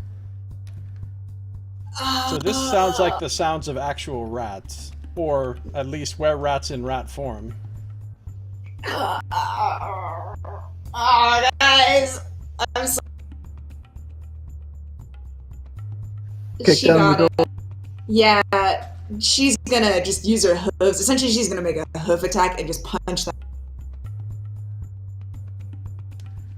You're just trying to bash in the door with your hooves? Yeah. All right, Do you make want me to a roll? strength That's check. shaft the party for role-playing reasons. I do it No, all the I know. time. I'm I so do it all sorry. the time. As a horse, as a warhorse. Do you want me to use strength or actually do? You don't have to make an attack roll, just roll strength as a horse strength. Alright, I will be right back. I need to do something. So I'll be back in about It's not good. 5. Why is there a small 5 Oh, it's there? on that one. Because I rolled I don't have a sheet for a horse. So it's a d20 plus 4, and I rolled a nat 1. Mm-hmm. Natural 1. Well, let's contemplate what happens there while we take a short break. Everybody want to Okay. take a quick break? 5 Okay. minutes or so? Sounds good. Okay. See you guys all in a couple minutes. I'll be right back. Super fast break. Stick around, stay tuned, don't touch that dial. I will BRB in just 2 minutes. Hashtag super fast.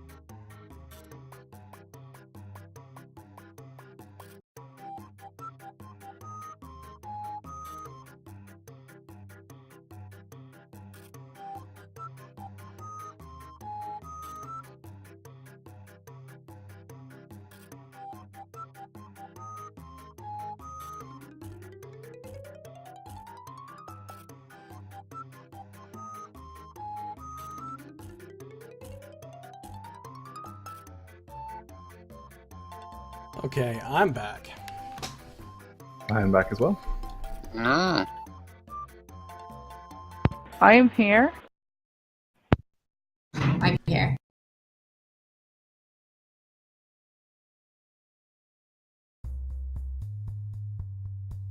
Is anyone not here? I think Saito's not here. Yeah, I think he's reinstalling Discord. That should make things better for all of us. He said he'd have to be right back because he had to go do something. He said that before we took the break.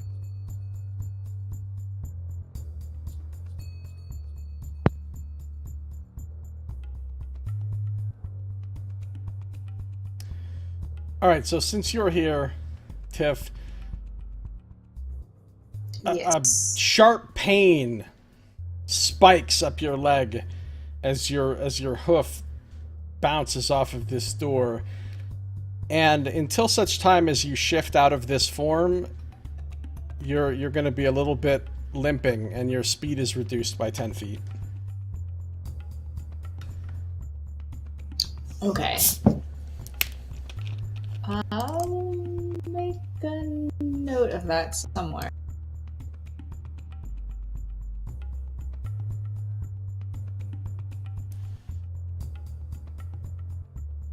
And the door, I'm assuming, doesn't budge.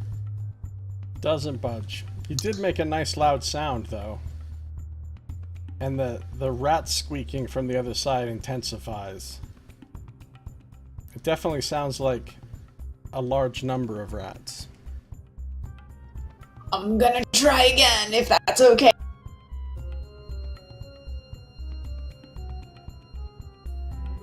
What's everyone else doing right now? Roscoe kind of taken aback is like preparing himself, but not really gonna stop a big old horse kicking. Oh, by all that's holy, just look at the sight of her. I mean, the way she even tried going at the door. I mean, do you think there would be better horses? Ara's just rubbing her temple and going, I'm sorry, Varys. I'm sorry.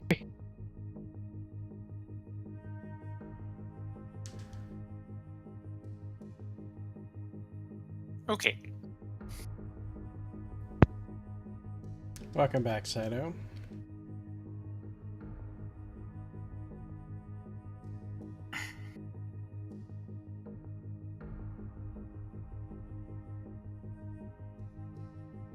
Alright.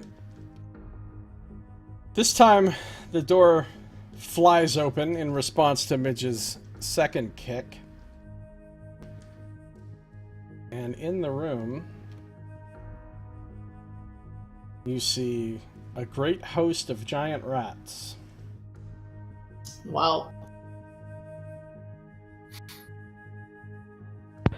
I imagine Midge is like jumping up and down for joy right now.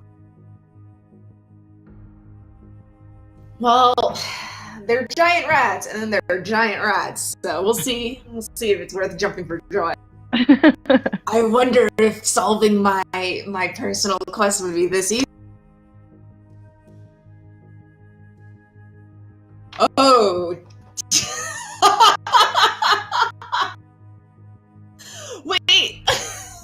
Can we rewind?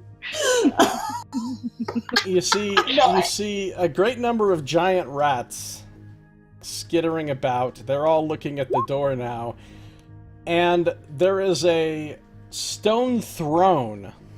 A crumbling... What was that sound? Oh, that was OMG. There's a crumbling stone throne directly north of you against the back wall of the room. And it looks like just waking up from a sleep is a very large, very obese giant rat. And it sort of looks like it's waking up. And the rats are all just looking at the door with curiosity. What does everybody do? I don't know if the horse can shut the door, but the horse would like to try to shut. The door opens inwards. You don't have any way to grab the handle of the door and pull it closed, really.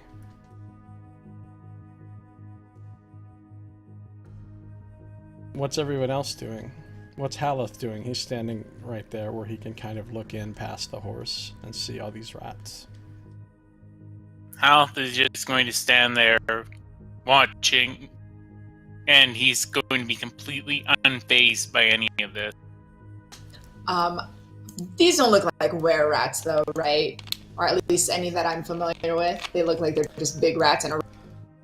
Make a nature check with advantage. Good, because I'm not proficient in... Alright. You know that it's pretty difficult to tell the difference between a regular giant rat and a were-rat in giant rat form. And right now, you can't tell.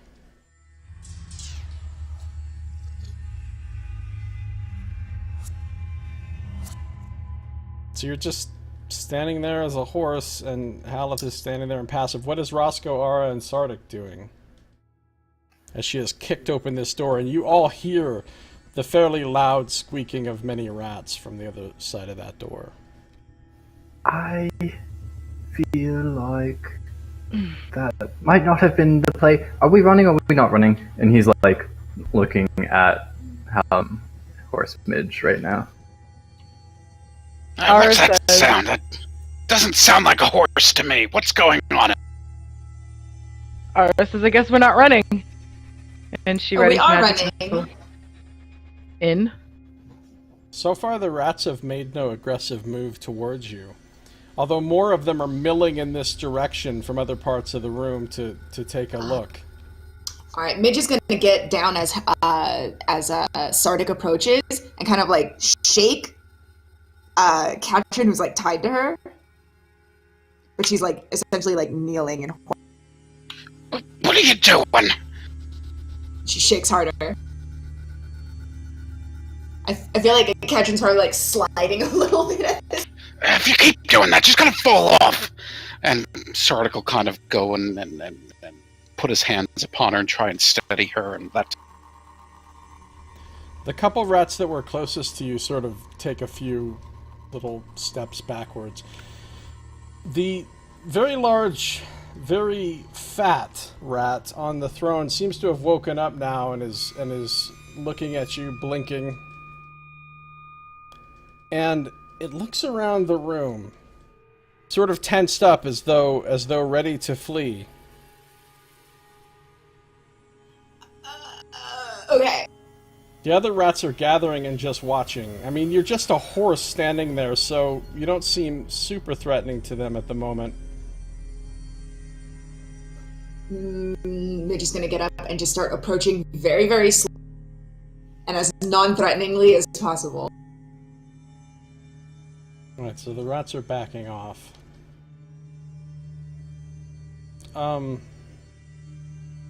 Would you say that you realistically ever took horse form before in the sewers? Absolutely not.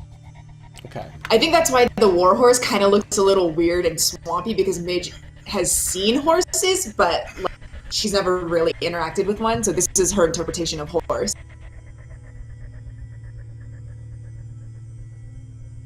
Suddenly, the rat on the throne, the obese one, begins to shift and change. Of course, Midge, you've seen this many a time. It is obviously the transformation of a were-rat from giant rat form to its hybrid form. And it shifts into this form. You can see that now that it has shifted, it has some weapons. It has a short sword, and it has a hand crossbow. I don't recognize this particular where. Even in hybrid form, it is still pretty fat. Go ahead and give me a wisdom check.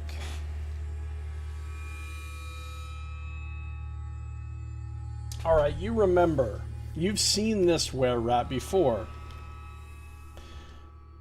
As you recall, his name is Flindle Greeth. And you remember not having a very high opinion of him. In fact, most of the other were-rats didn't have a very high opinion of him. He was considered lazy and cowardly and selfish, even by were-rat standards. But his great bulk kind of gives him away as a distinguishing feature, and you're pretty sure it's him. Alright, as he's like half shifted, I'm gonna like start backing away now slowly, still as non-threateningly as possible, and I'm gonna, here's the thing, Katrin strapped to my back, but I'm gonna drop my form and probably be prone with Katrin tied to my back. Well, the ropes are around the horse, so theoretically the ropes wouldn't shrink around you. Yeah, but I feel like it's still a very awkward Go ahead and untangling. make an acrobatics check. Oh, look at that. Alright, as you shift, you're able to manipulate your body in such a way that you're able to nimbly sort of get out of the rope as you shift, leaving Katrin laying on the floor behind you as you resume your normal form standing right there. And I'm going to turn back really quickly and just say, guys, I might know these guys, please don't kill them. And I'm trying to like make a point to crane my neck and look at Ara. Ara drops the preparation for magic missile. Suddenly, Flindle, recognizing you, seems to relax a little bit. Hey, is that you? Is that you, Midge? Yeah. Oh god. Yeah, Flindle, what are you doing? Flindle waves his arms, and some of the rats start backing away a little bit, clearing out the room between the two of you. Oh, and I have some friends with me. They don't mean any harm. They're all right for, you know.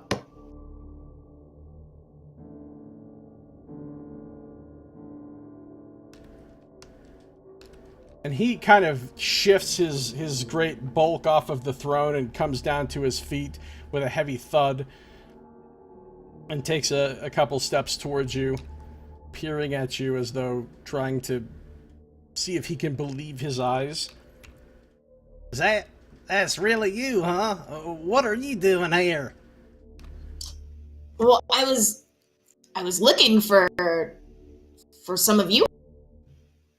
I thought you'd been captured and forced into servitude, and well, were you? He kind of looks from side to side with sort of shifty eyes, which is not unusual for were-rats. They tend to do that a lot anyway. And he shakes his head. No, I mean the dead get it. Sylvia and I. And you recognize the name Sylvia immediately, as she is somebody that you were actually pretty friendly with. She wasn't one of your good friends among the were-rats, but you'd interacted with her several times and were on good terms with a were-rat named Sylvia. Sylvia Featherstone. Sylvia and I, we got away. So now we're just looking for food or any kind of valuables in here that we can sell to get some food. Midge is going to start pulling out her rations, and as she does so, can she make an insight check to see if he's telling the truth about having escaped? You can. Is anybody else doing anything at this time? Hal's just standing there in the doorway. Sardick would have gone and picked Katrin up as she had fallen off Midge and gotten her standing. And if it was the Wyvern Jack here, it just wouldn't have happened. Does the throne or anything like that give any hint about like crowns that reminds Roscoe of the divination message thing?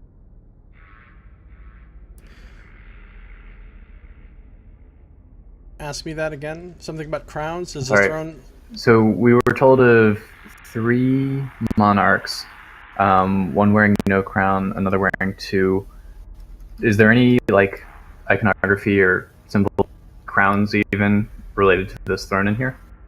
There is no iconography whatsoever, and you see no crowns. Okay. Midge is going to start kind of like just breaking up her rations and like divvying things up and kind of just like either handing it out or kind of like scattering it, whatever works best. You think he's not entirely telling you the truth, by the way. Okay. He seems kind of like he's hiding something.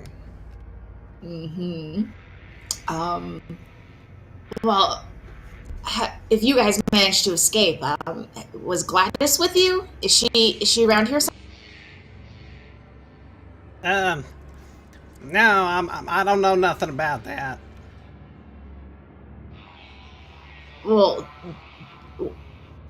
we're heading to where last I heard Gladys and some of the others had been taken. Would you or anybody else here know how to get there? So he looks very interested as you're pulling out this food. What are you doing with the rations exactly? I'm just handing it out, doling it out to Rat. All right, so as you Captain it up.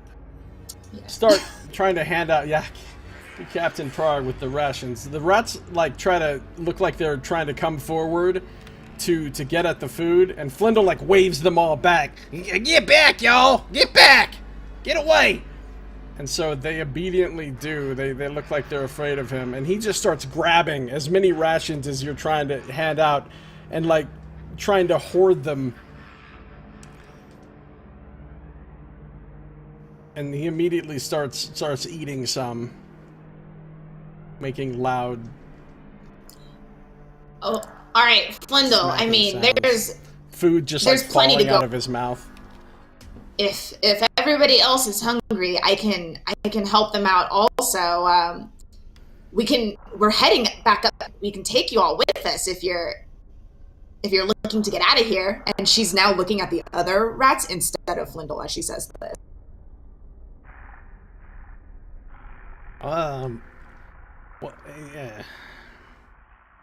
Basically, he grabs as much food as he can carry in his arms. He takes it over and like puts it on the throne, then comes back over and starting to grab more. While he does, a couple of the other rats are able to move in and grab some food from you. Yeah, I mean, I I mean, make if it this easy is, for them. yeah, it's a lot of food you're pulling out. It's literally 15 days worth of rations. Yup. So he kind of gets as much as he can and like hoards it on the throne. And once he's got some heaped up there, he waves at the rats like he doesn't care anymore. And so all the rats kind of are now swarming over each other to try to get at this food. They're just all gathered up in front of you. Flindo goes back, climbs up on the throne, and just sort of seats himself down amongst this pile of food and just starts gorging himself. If he looks occupied, Midge is actually going to turn around and try to like catch Roscoe's attention and kind of like motion him, kind of give the like. Roscoe's gonna like,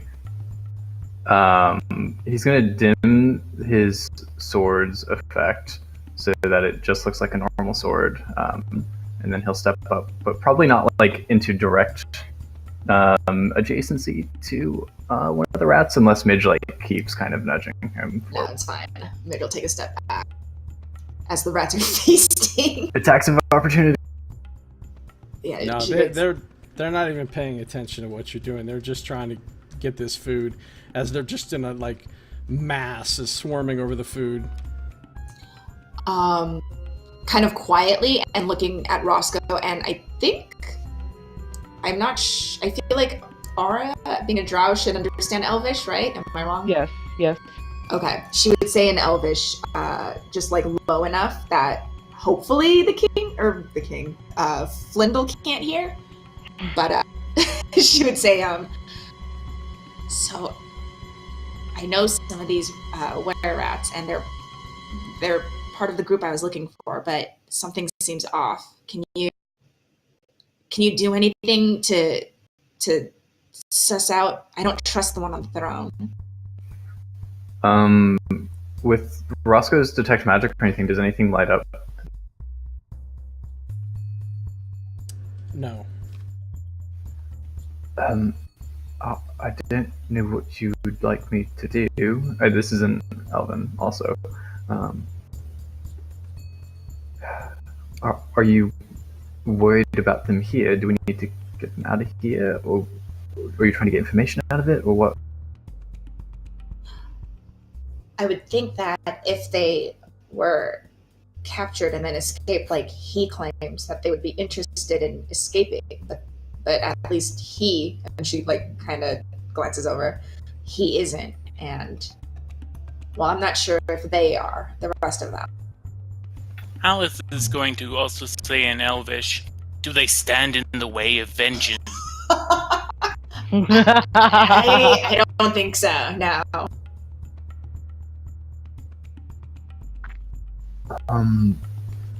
Unfortunately, there's not much I can do to convince them. Sorry, are you asking me to talk to the rats themselves? Well, Flindo calls out at this point. He's got his mouth full of food. He interrupts you. Anyway,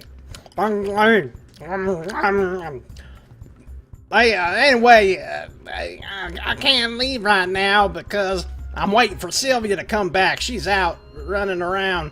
I can't go anywhere till she comes back.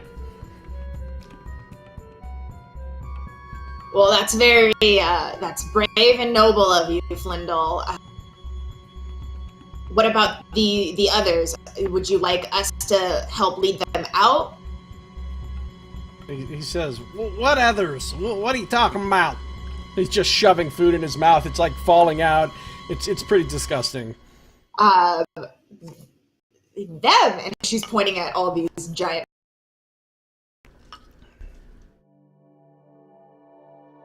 They're were-rats, right? I feel like Ara's like got like one hand on the fireball ready to go here. He kind of does. But Ara kind of says, well, imagine how that owner of the Yawning Portal would feel if we ran him over with rats at this point. Fendel says, hey, I don't know these others. They ain't no kin of mine. They're just doing what I say, but I don't care about them. Or just leave them behind if we're leaving. Hey, that's not very nice. Just at this point, she's gonna get down on one knee and look at one of these rats and say, like, "Are you a were-rat? Or are you just..." I imagine she's petting him. Yeah, she's like getting real up in its face. The rat just looks at you uncomprehendingly, continues eating. I mean, at this point, these rats are kind of crawling all over each other. They're basically grabbing some food and like scurrying back through the mass of rats to eat further away. So it's multiple rats kind of coming and going. They're not all just standing there statically like the tokens would suggest, you know. Aura's gonna give Midge a couple more rations. She wasn't sure how many she pulled out, so she gives her 5 more rations just to kind of either compensate for what she gave away or to give them more food. Midge will like start, handing one of them out, but again, she would say to, I guess, Flindle that. So, all right, you're waiting for Sylvia. That's fair, but tell me again, how'd you get captured? How did you end up here? Who captured you? Do you remember? Well, it was some goblins, you know. Them goblins overrunning the sewers. They're taking up a bunch of my people. But me and Sylvia, we ran off. But we got lost. I don't really know where we are now or how we got here. I was letting Sylvia do the scouting while I, supervise these rats here. Can I do one more insight check to see if he's lying about Sylvia? Sure, go ahead. Doing scouting and waiting for her.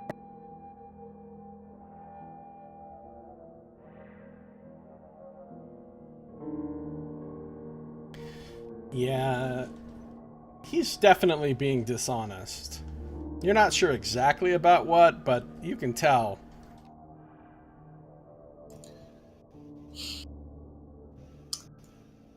Flindle, I like you. I do, but I'm getting a little tired of A lot of rat Instagrams. I get the feeling I'm not getting the whole story from you, and all I'm trying to do is help you and Sylvia and Gladys and the others. So Sylvia is, maybe my friends and I can go find her. Well, yeah, why don't you do that and just leave us here? If you got some more food, just leave it. But other than that, we'll just handle our business here. You can go on looking for Sylvia or whatever. I'll leave some food if you tell me where she to do the scouting. Hell, I don't know. She go running off somewhere. I didn't really pay attention to the specifics. All right, Midge, very annoyed, will toss another ration, just and then kind of I guess turn around to everyone else. Katrin is just laying on the floor, being still. These rats, I don't think they intend on harming. I think we need to go. Yeah, I think resting. I was like, you don't have to ask me twice.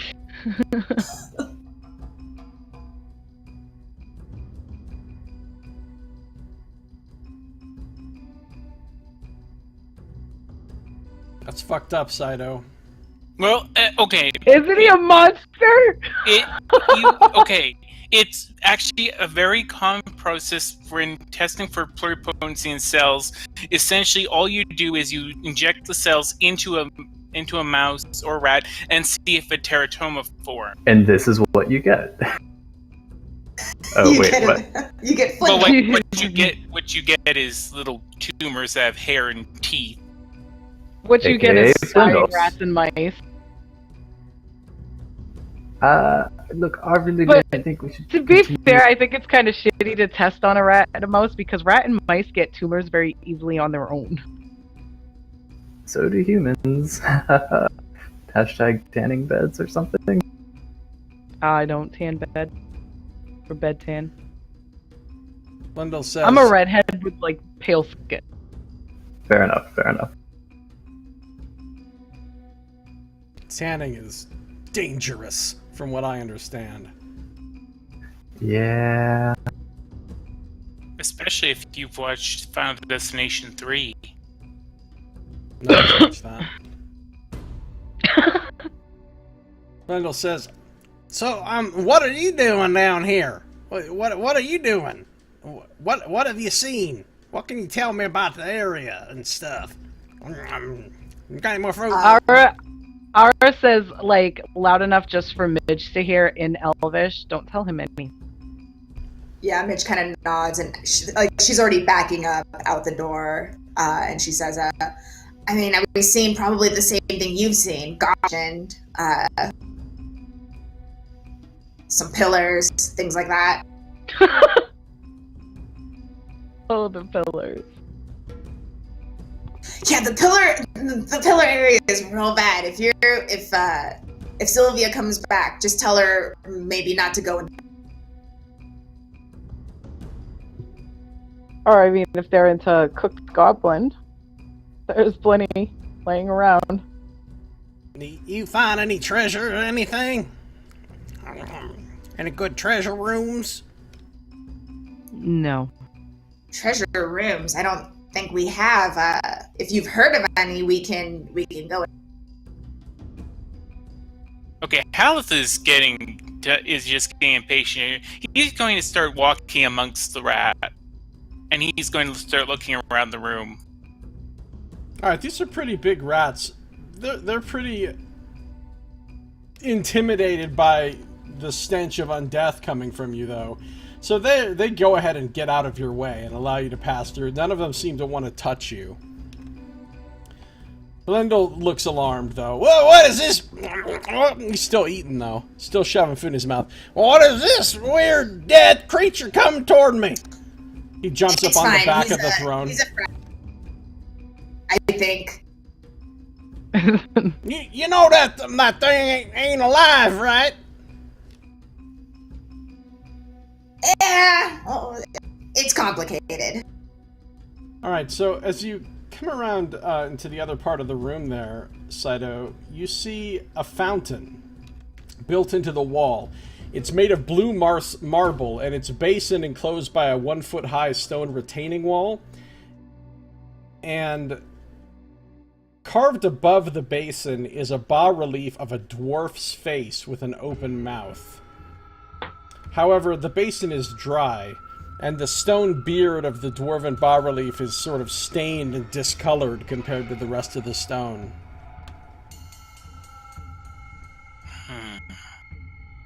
More dwarf iconography.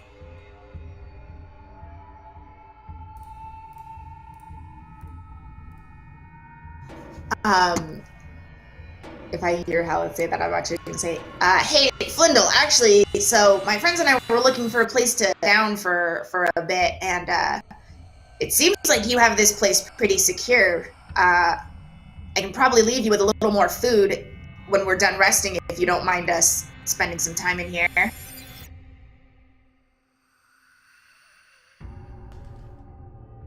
Wendell seems to consider this for a moment. Make a persuasion check. Oh, guess who's not charisma based? But you can have advantage on this. Alright, well, I don't know. I mean, we ain't got a lot of extra room in here, and, Alright, Halith is going to ask if will sleeping here expedite our descent? Yeah, the rest of us need to sleep to, heal up and maybe get some of our abilities strengthened, bolstered. If you let us sleep here, Flindle, I can make berries in the morning. I know how you like those. Halth is going to get very close to Flindle. Now, hey, now, you back up. You don't come any closer to me, you strange creature. Let them sleep here. Let them sleep here for as long as they need be, or else. And he's going to pull out his sharpened spoon. And I will make an intimidation check if I need to. Yeah, do it. With advantage.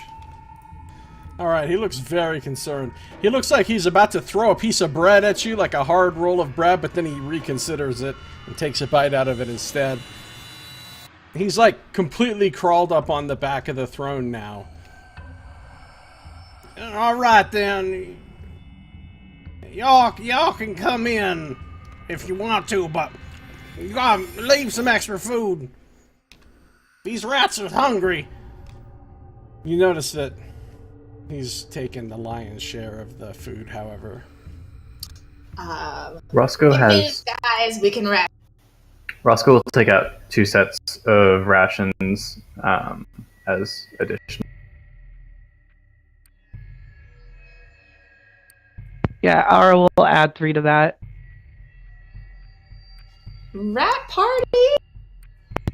Can we have them on one side of the room and us on the other? You know, I think I've got my standards have dropped a little bit for where we sleep, but I'm not quite used to cuddling with a swarm of dog-sized rats. All right, Flindle says, "Yeah, rats, get over there!" And he points and he makes some sort of squeaking sounds. So the rats snatch up all the food they can. You notice Flindle sees little bits of it that he likes, like pieces of cheese and stuff, and he snatches them away from the rats and adds it to his hoard. But the rats all kind of move over to the east side of the room.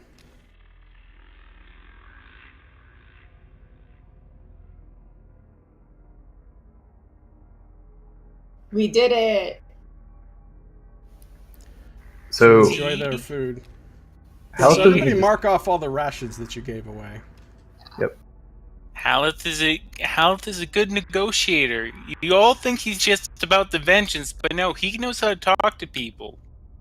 Well, these are... You want me negotiating because you think we're going on after this. Okay, yes, but, Does this fountain radiate magic at all? Together. It does not radiate magic. Okay. It looks just like the fountain on the other side of the room. Bas relief, dwarf's face, open mouth. The dwarf's beard is stained and discolored. You can also notice, if you examine it more closely, that there are holes carved on the inside of the rim of the fountain, but of the basin. But like I said, it's completely dry. It does look like water, probably, or some liquid used to pour out of this mouth into the basins. Is the dwarf missing a thumb? Does anybody do anything with Katrin, who's still laying there? Oh yeah, Sardick would have brought her in. Yeah, I would have helped to pull her in. Alright, you're gonna drag her in and just lay her down somewhere? Maybe like... He would prop her up against the fountain. Yeah. Haleth is going to just say, if need be, I can help you deal with that one. What's Ara doing? Ara is sitting in a corner, and she is sitting on her, with her bag, behind her against the wall, because she does have stuff in her bag, and she doesn't want the rats trying to Alright, you can go ahead and put your token wherever. Do you guys shut the door behind you? Yes. Alright. So Flindle's just sitting on his throne eating. He doesn't seem to have much else to say at this point. The rats are feasting. It's very loud, because they make a lot of excited, squealing sounds as they eat as well. Of course, these are sounds that you're intimately familiar with, Midge. Midge is about to have the best night's rest in her life, or since embarking on this It's like a lullaby for you. She's even she's like smiling this whole time as like we're, I guess, unrolling bedrolls and stuff like that, and like from time to time she starts. I don't even want to imagine how many giant rat turds are going to be all over the ground. Sounds like you already did. I did, yeah. Maybe they're well trained and they have a litter box.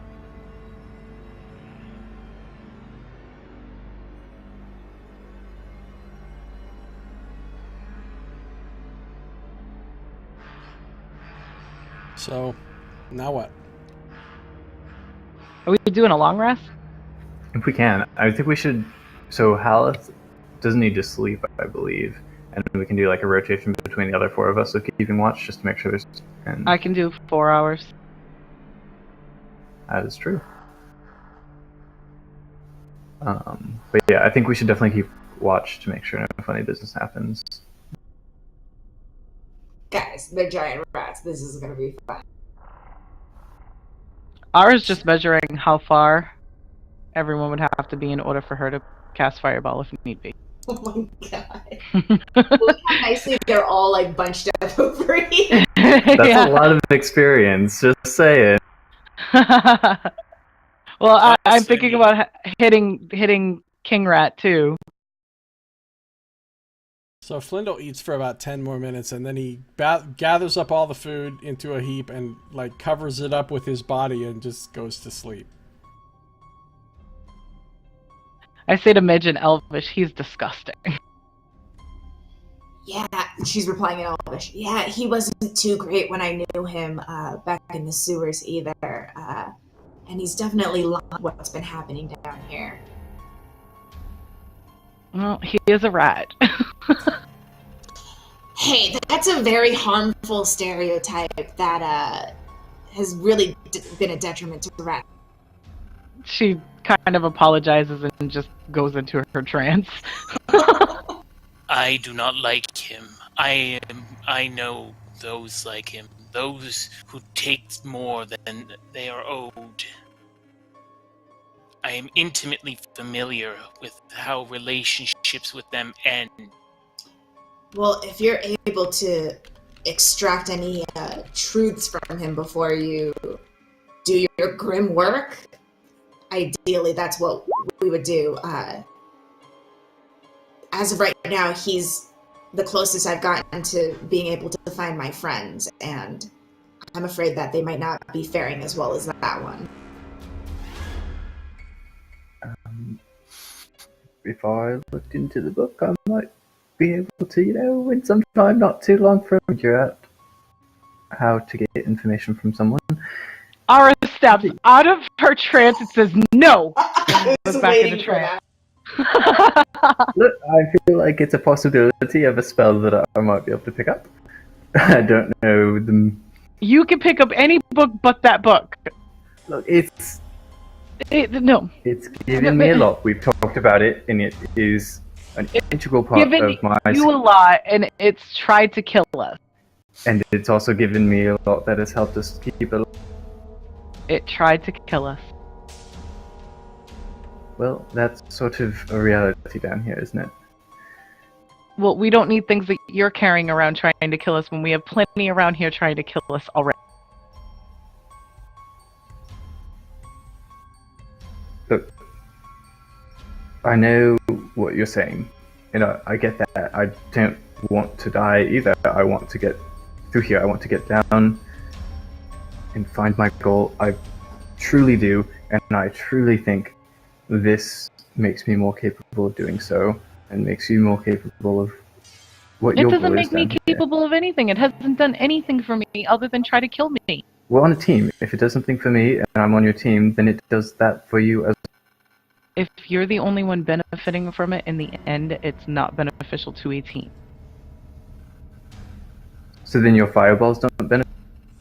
Because I'll say I didn't fight? Did you have to fight all of those goblins? That's exactly what I had I'm saying. to fight something that came out of your book. That's not beneficial to me.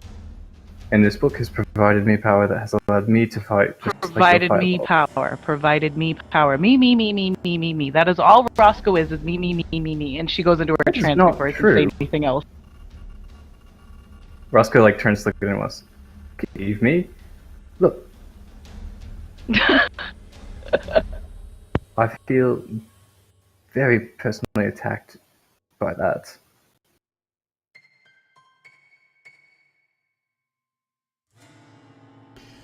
No one says anything. Okay.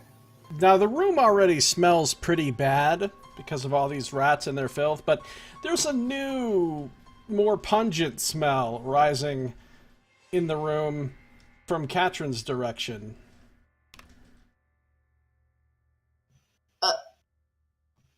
Someone needs to change her.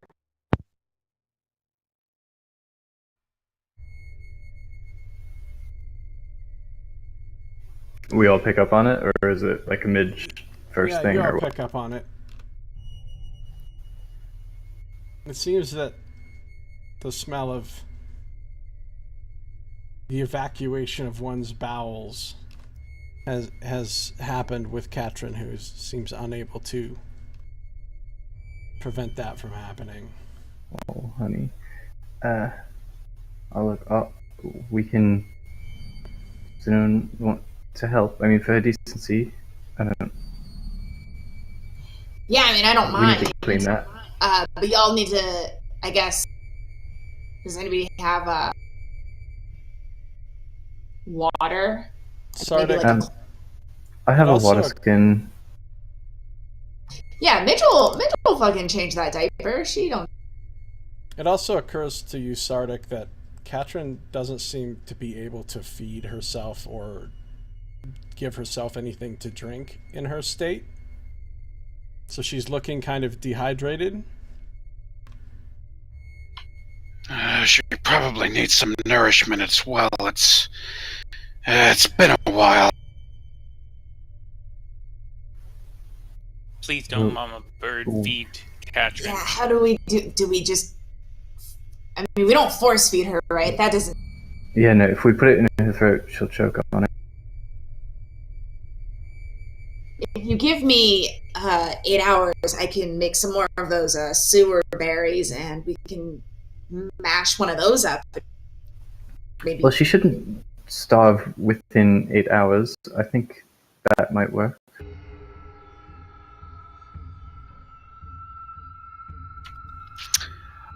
Sort of will verify that she still has the, her pulse is still vibrating and she still has, all that type of physical faculty, shall we say. Yeah, she's still okay physically. Just Okay. waterboard Seems pretty and hope for the healthy.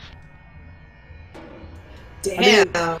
Generally, what I just assume that you guys are sort of eating and drinking as you need to as you're going along, and you're drinking enough water to keep yourselves hydrated, but Katrin doesn't look like she's had anything to drink in a while. So it's been probably about an hour since. Well, probably more than that. Maybe like 2 hours max since brain eaten, right?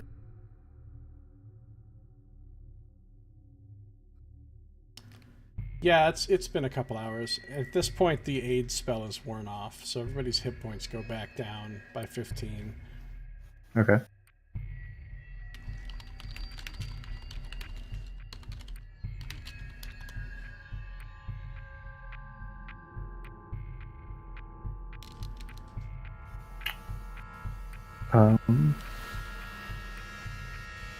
I think Aura's mad at me. And I know she doesn't like the book.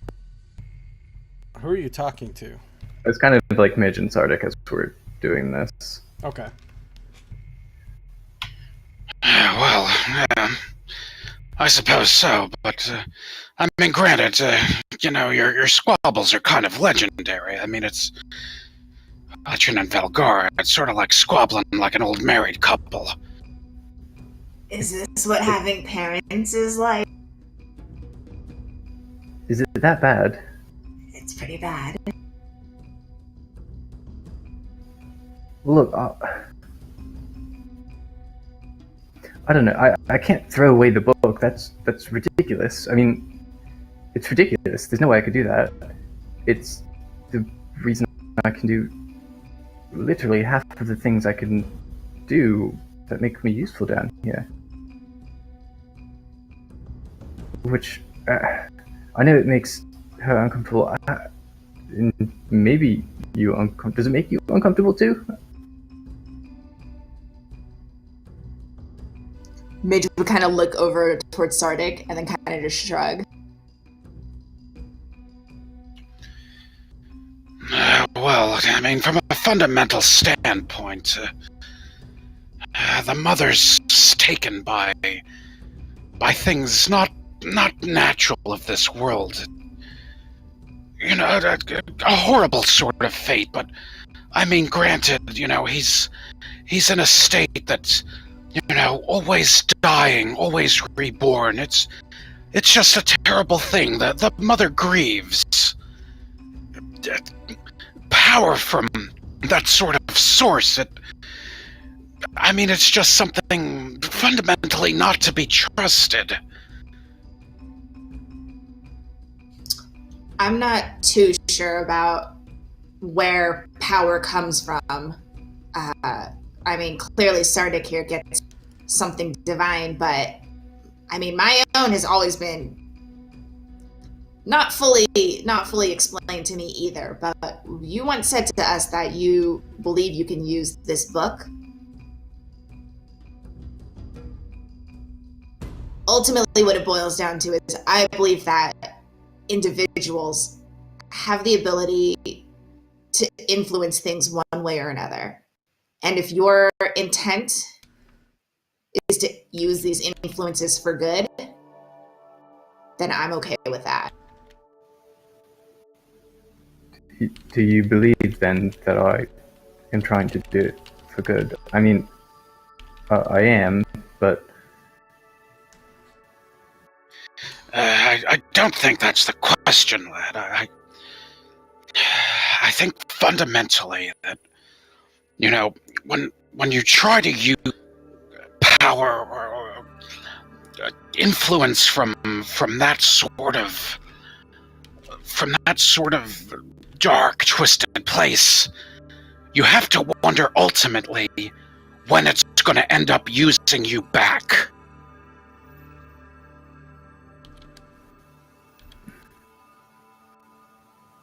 I see what you mean. It's different. It's like, you know, ruins and temples and cults and stuff like that. Just because archaeology, you know, the types of things that adventurers go down into and then send the archaeologists into after. So I've seen stuff like that, sources from the hells and whatnot.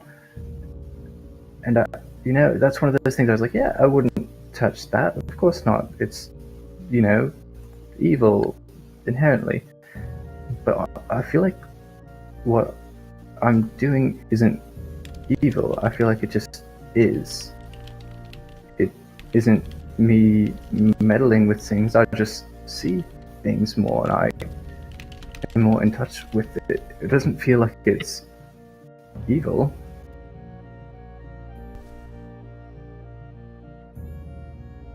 While you're having this conversation, is Midge actually cleaning up Katrin? Yeah, she's just very casually like take her pants off and everything, and like, she's doing it. how are you cleaning her soiled things? Are Roscoe and what are Roscoe and Star? They're just standing right there. I mean, are they watching? Well, the plan was this was like small talk while we were doing, but at some point, like after Roscoe says that really deep thing, Midge would be like, "Hey, do you have any sort of like?" Speaking of using things for good. You know, R does.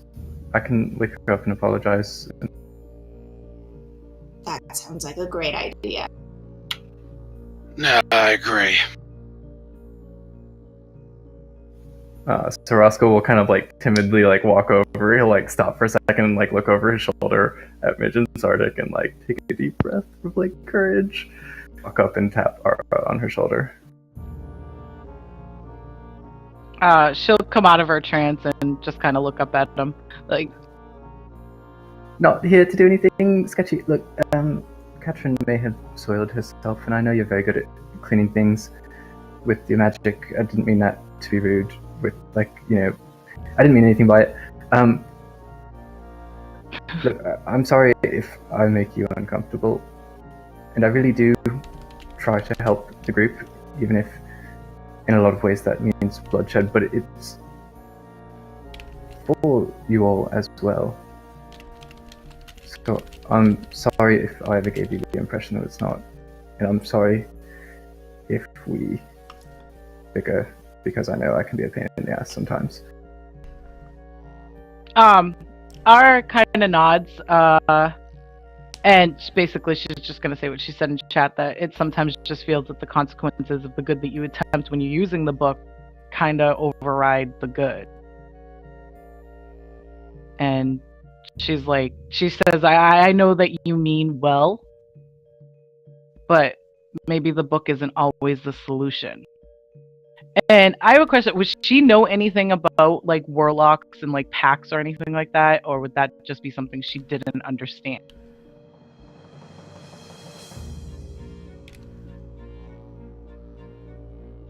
You can make an Arcana check. Okay, let's see how good she's going to be at that one. Maybe not too bad.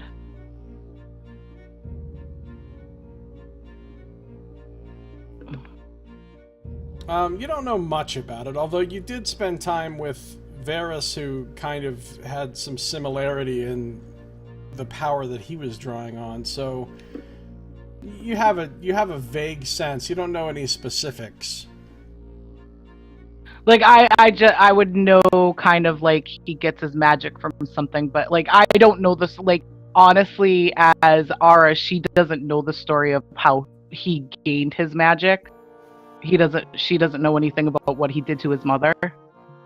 Right, but you do understand that both Varus and Roscoe are drawing upon a type of magic that comes from something else, and that is not inborn magic like your magic, and it's not studied magic like a wizard, and it's not from the gods.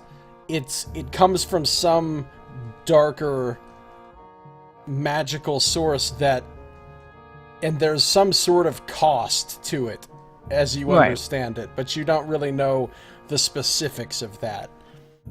So in my mind, I would understand that anytime he uses the magic, we're suffering the cost for that, in a way. Well, I guess I'll say for argument's sake that there are celestial warlocks and fey warlocks that aren't necessarily evil or dark. It's more just like an agreement for power, which kind of has the connotation of darkness in a lot of sense. The way that I envision Roscoe's warlockiness, which I guess you can veto if you want, Josiah, is more that it's sort of like an opened mind kind of thing, where he now, like, because of this sort of brush with reality, is kind of expanding on what powers he can influence, but the cost of doing so is basically taxing on a brain that isn't built to be able to do such things.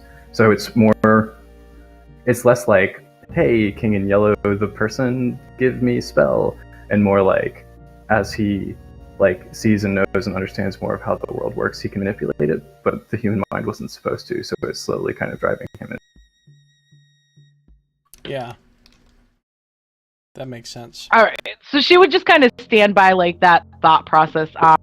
She definitely did see a change in Varus,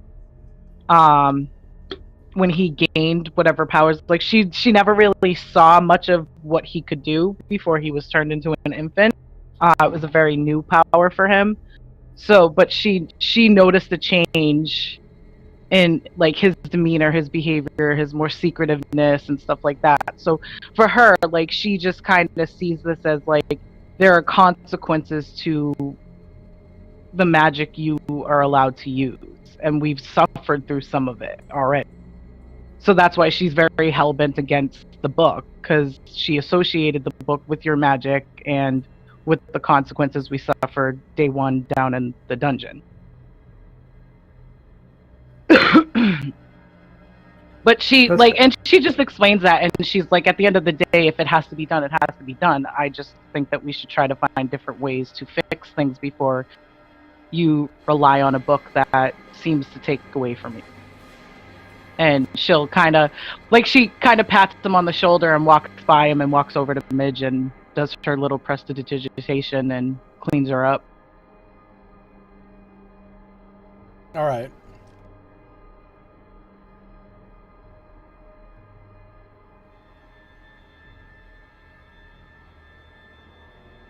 So you're able to get rid of the smell and the filth from Katrin's things. Mm-hmm. Then Midge, you just kind of like try to dress her again as best you can. Yeah. I'll finish up. All right. Do either of you give her some water? I think that might be a two-person job. Someone to kind of like I mean, she has a water hold her skin up and among her things. yeah.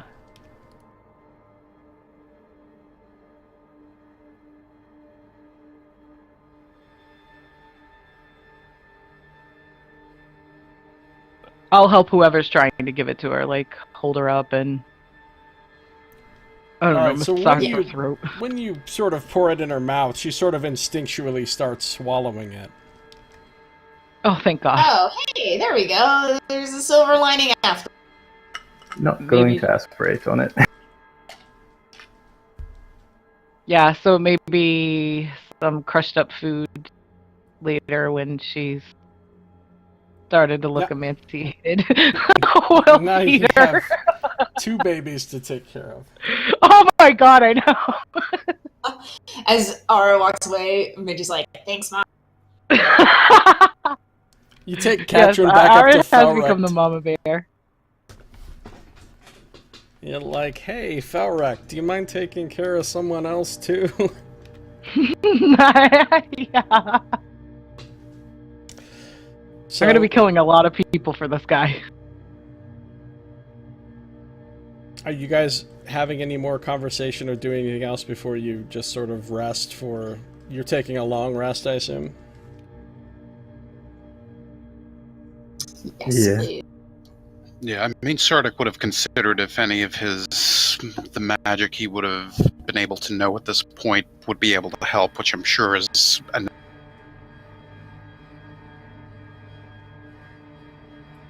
No.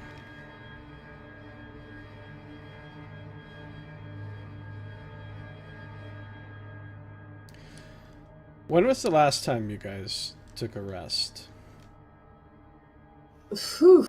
We were still up in the thing. Did we? No, we It took one long was- rest down here. We took one long rest down here at one. I think that was in like the sword room, right? yes. That's where 6 of the iron spikes are used to prop open some doors there. It was right after I must be died. Alright, I just Mhm. added up my time tracking. It's been 9 hours since you guys ended the last rest that you took.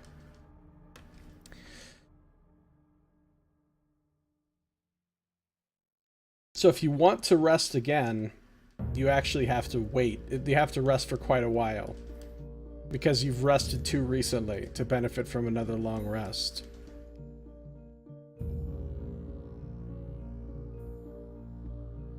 So you'll have to wait around for about 7 hours before you can begin the official long rest.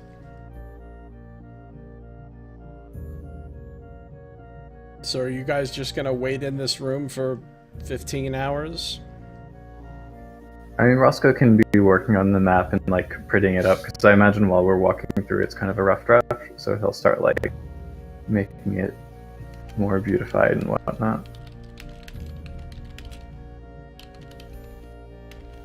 And read from textbooks, not the King in Yellow, that sort of thing. Okay. What's anybody else doing during... Because I know Ara only has to spend 4 hours in trance, and even if you have to sleep for 8 hours, you still are going to have several hours of downtime here. So is anybody else doing anything particular during this time? I mean, if we're just killing time at this I feel like Flindle isn't really giving up any more information. Oh, actually. No, just kidding. Just kidding. Just kidding. All right, so one of Midge is you, gonna make elaborate chalk drawings. one of you, roll a d20. I got this. Alright, I like it. Solid middle low. Okay, your rest passes without incident. Flindle is able to sleep for a remarkably long time. Wakes up for about 5 minutes to just eat a bunch more food, and then it goes right back to sleep.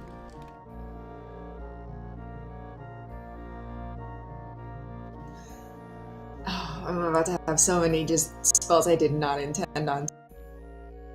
So sorry, when you said the rest goes by fine, did we get the long rest? You get the long rest, so keep in mind that when you take a long rest, you get all your hit points and spells back, but you only get half of your total number of hit dice back. So you might not get all your hit dice back, depending on however many hit dice you're down. And I'm presuming we weren't in the threshold for another level during this. That's a great question, actually. That's possible. Let me look. I've been keeping track of the XP as I went, so let me just see.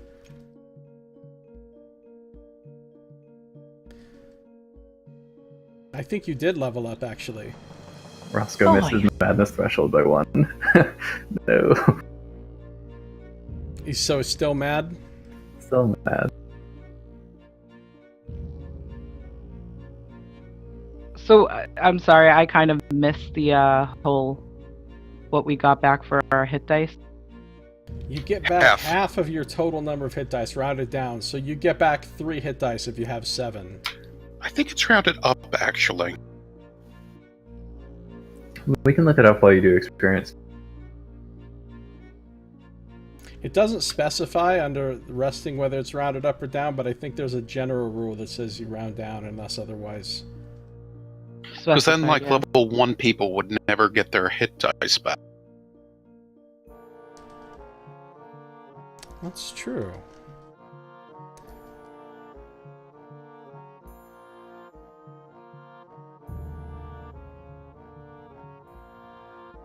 Oh, but it says a minimum of 1 in it.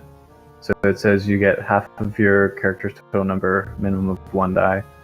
So that doesn't count the half round down thing. So what should our XP be at?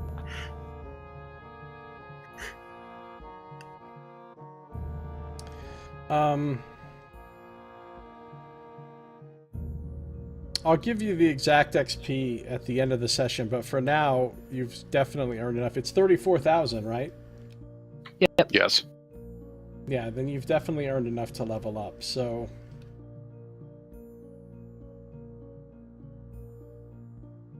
You guys can go ahead and do that.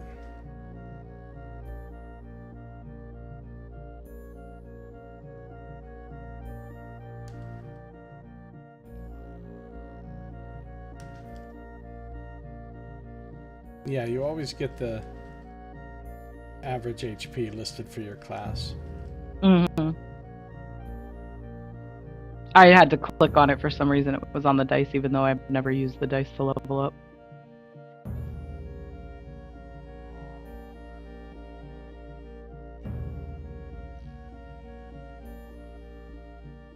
I'm gonna have to pull out some. So you're all level 8 now, huh? Ooh, and we're still on level 1 of this dungeon. Yeah. And like only the southern half of level 1 at Yikes. For your information, you did receive full XP for Flindle and the rats as though you had killed them because you dealt with them on violence. We fed them. Because we fed them instead. Poisoned food. Turns out rats can't eat chocolate, and Roscoe only packed chocolate. All you need to do is carry a shitload of food around and just feed all the monsters you meet, and you get full XP, and you don't have to kill anything. Pacifist all the way to level 20. Yeah, the opposite of murder hobos. Now, would feeding Halaster work? You have to figure out what he wants to eat. Oh, crap, I should have asked him. I hero's feast! It would have to be something that leaves a lasting impression on him. Okay, our team name is the Pun Group, or what? We can figure out what it is, but I think that.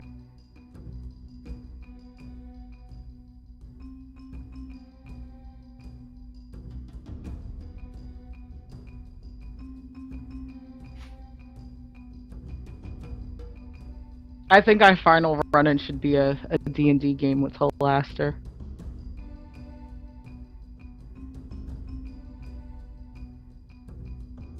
Your final what? Like, our final fight should just be a D&D game with Halaster. Oh yeah. I still like the idea of getting like a guest DM and having Josiah play our characters playing another character and Josiah doing Halaster playing a D&D character. Yes! God, that's so meta. Wait, what? Were you not? Well, it's like D&D Inception. Yeah, I think this was like the week that she was gone. What it is your characters roll up a character.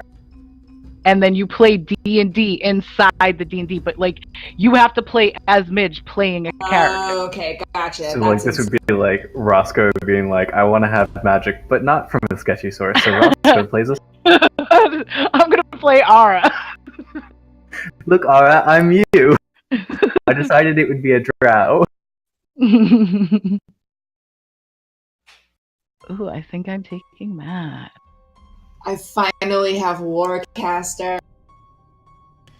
Yay.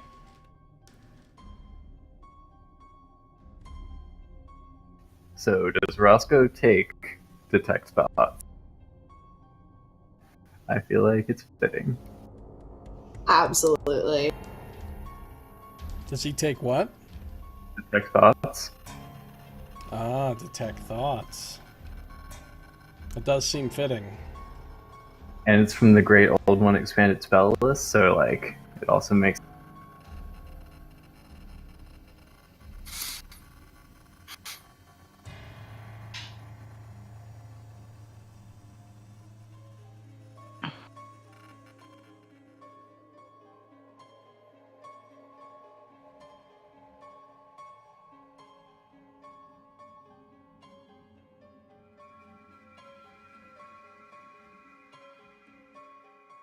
I don't know why Katrin's saving throws are so high.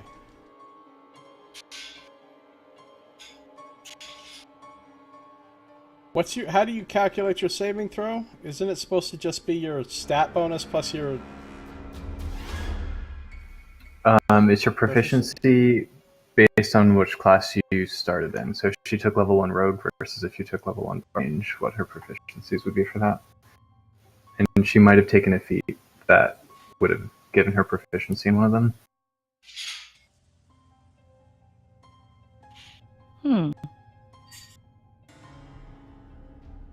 What's the spell DC? It's 8 plus proficiency bonus plus your spell casting ability? Yes. Alright, because mine didn't level up with it. It's still 15 and it should be 16 now. I don't know how to fix it though. That's weird that it didn't. Yeah, it's the only thing that didn't level up.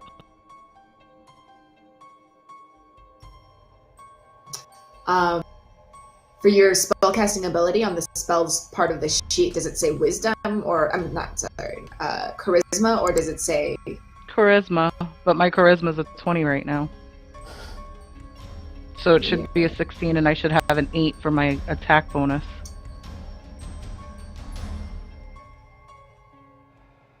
Wait, what's your charisma now? My charisma's at a 20. Yeah, so you should have 8 for your attack bonus, and your spell DC should be 16. Yeah, it never changed. And I can't. It doesn't physically let you change it. I think you can add, if you go into the little gear thing, you can add like a global modifier to it if that would, like if it's supposed to change.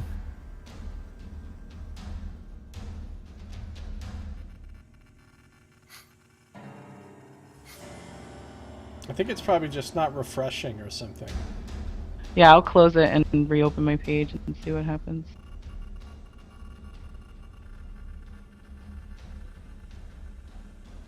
Ooh, there are a couple things I think I would like to do when we come out of.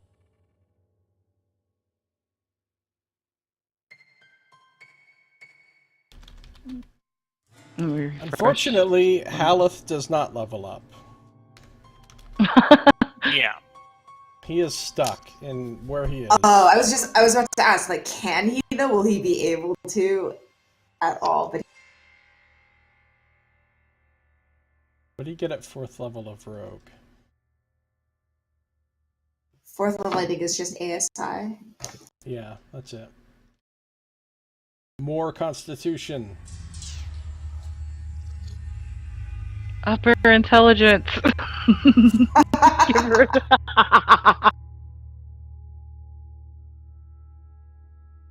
If Katrin can ever, wipe her own ass again, let alone fight, she's a hell of a tank. Yeah, guys, we gotta get her. We gotta get her fixed. This is not. Yeah. Well, out of game. Oh, Midge is normal again. Maybe you could tell us that that's a thing of Timora, because I feel like we could get savers. Oh yeah, totally forgot. But yes, once Midge, I guess before we have also been like, oh, by the way, that symbol is one of Timora, but it's like really older. It's not common.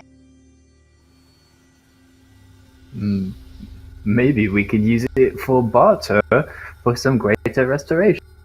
What happened to your accent there, Roscoe? It was me. Yeah. I don't know what came over me. I'm currently level. Yeah. I don't know what that means, but okay. The king in yellow takes me. What?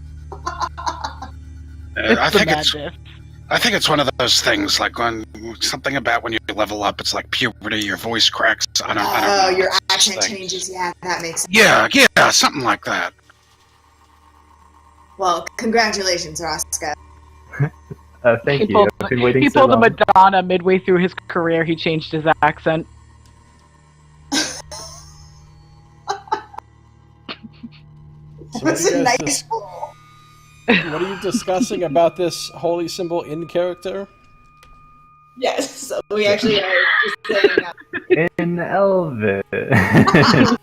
Oh, that's right. No, I would have forgotten. Midge would have forgotten to be careful, and she would have said that last part. Which would have been like, oh, by the way, that holy symbol belongs to Timora. Roscoe says the same thing with the same weird accent. Maybe we should speak in Elvish? Elven? Oh, in Elvish, Midge would say, yeah, but then Sardick won't be able to. This is true. We'll be quiet.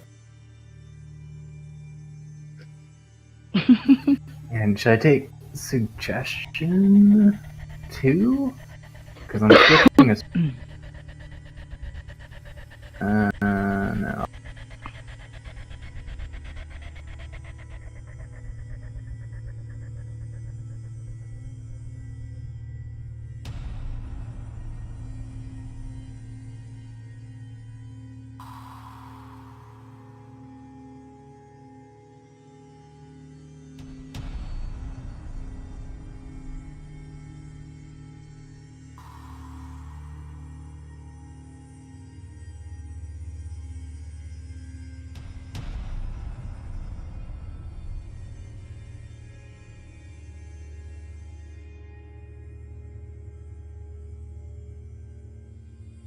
You beat me on the random roll, otherwise something untoward could have happened during your rest. Oh, thank God. No, it did not fit. Let me see if I can. Does Flindle sleep at any point during this? Like he went to so sleep. Oh, okay. Yeah, he's asleep like 90% of the time. Oh, perfect. Then before Midge like took her like actual does she have to sleep? I think she does. Yeah, I think we have actual sleep. Before she goes to actual sleep though, oh no, I can't do it until after. When we wake up, is Flindle still sleeping?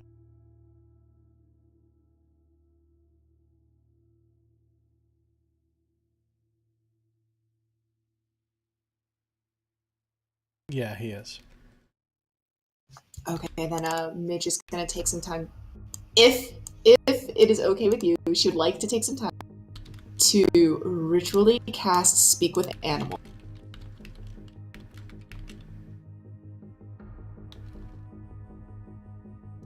Ritually. Okay.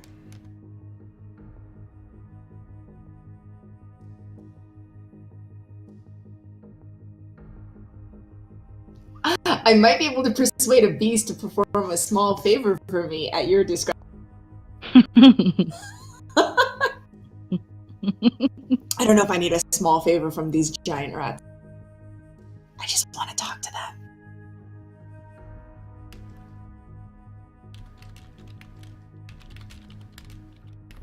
Okay, one sec.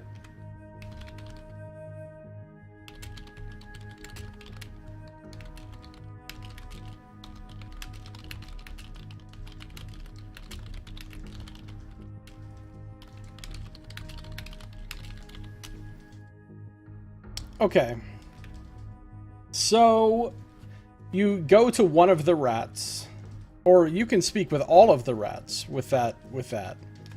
Takes Yes. you a while to cast the ritual. So you now have the ability to communicate with the rats. What do you say to them? I'm gonna kind of like slowly scooch on over, holding out some of those rations that Ara had given me. If any of them are like enticed to come towards me for the food, I would just try to speak to those ones. All right. And just quietly, Midge would say, so... Food good! Got more food? Food good? Yes, food good. Is Flindle good? To you?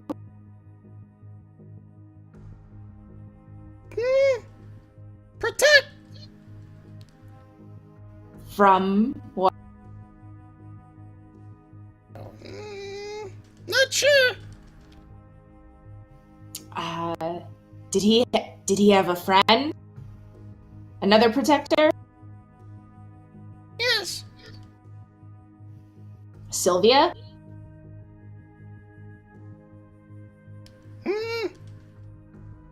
Sure. God, these beautiful idiot babies.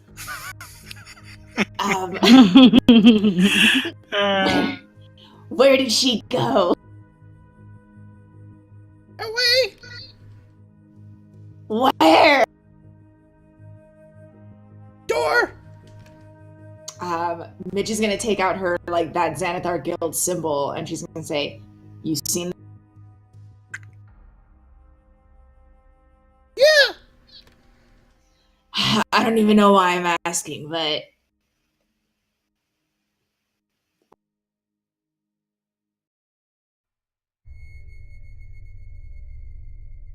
What?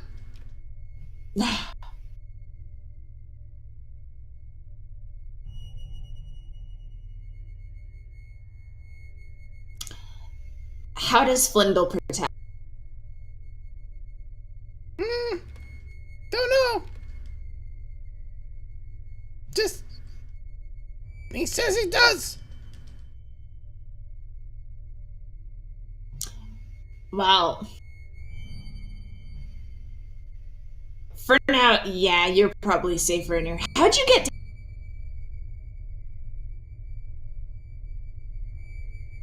Many paths. Dark paths. Don't know. tunnels? There's lots of tunnels. Yeah, this was a great talk. And she throws the rest of the rations towards the rats and Alright, they're eating happily.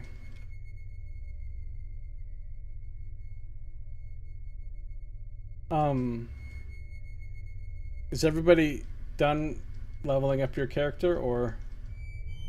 Sorry, I was spell picking, but I think I am set. Yeah, I'm done. Yeah. I fixed my thingy too, by the way. What did you guys get? I got Blight. And you oh, put, great, more big damage. Ara is never ever going to use her crossbow. She has plenty of bolts and a crossbow that will never get used. And Varys's comment first night was she's deadly with a crossbow. that's true. By crossbow, he meant fireball. Yes. The fireball I didn't quite have yet. So your level 8 thing, your stat, you put it in charisma? Yes. Yes, I did. What did Midge get? A couple things. She got. I took Warcaster for her feat. Finally, maybe not lose concentration on everything immediately. Her wild shape is now CR1, which will be fun. And just another 4th level spell slot.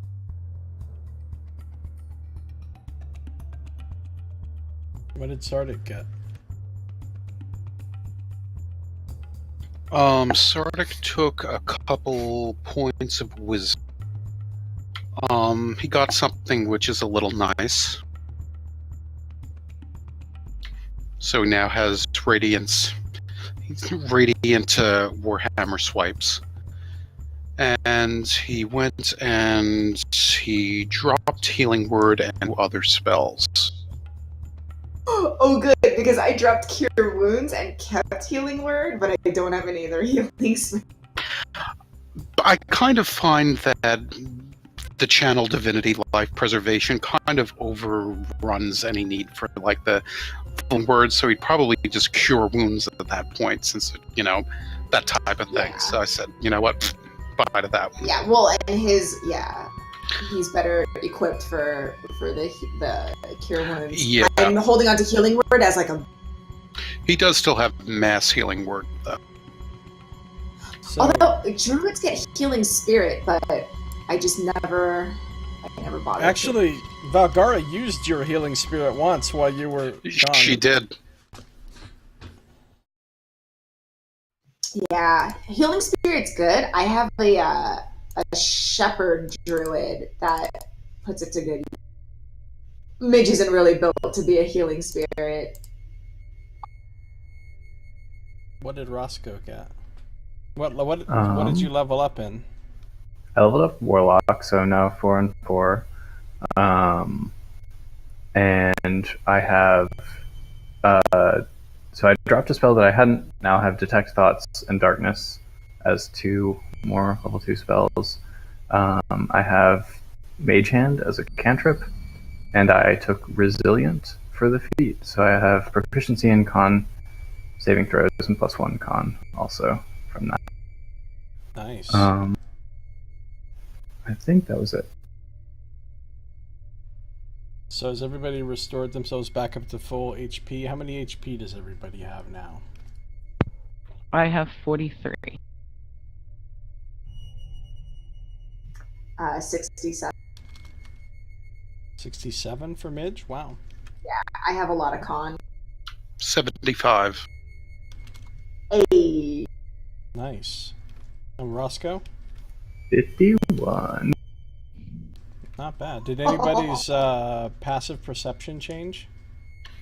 Yes, Sardick is up to 17. Did anybody's armor class change? Nope, Ara's still squishy. Catherine's did.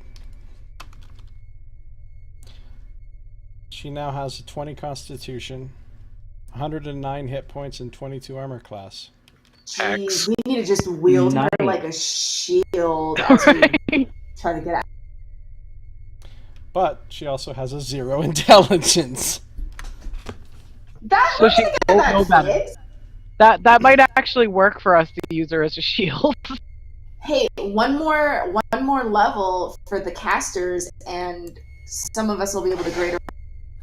Actually, I might change my feat to Warcaster also instead of Resilient. Okay. That's fine. Whichever you prefer.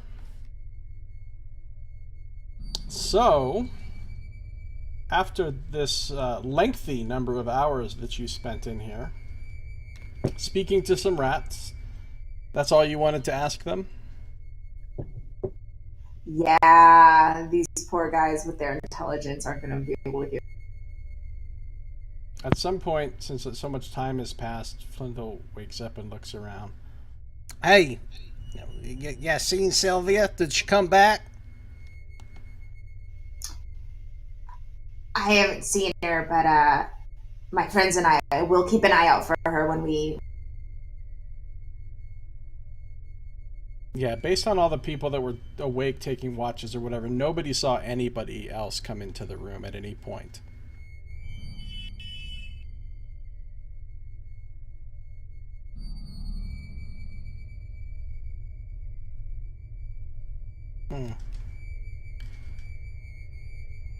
He's still got some food on the throne, but he goes over and starts picking up some pieces.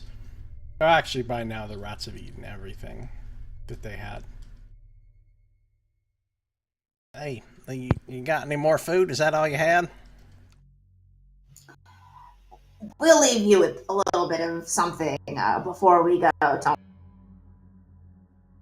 So he's still just sitting there, eating. Seems to have a bottomless stomach. So now what are you guys doing? I'll be right back. Real quick.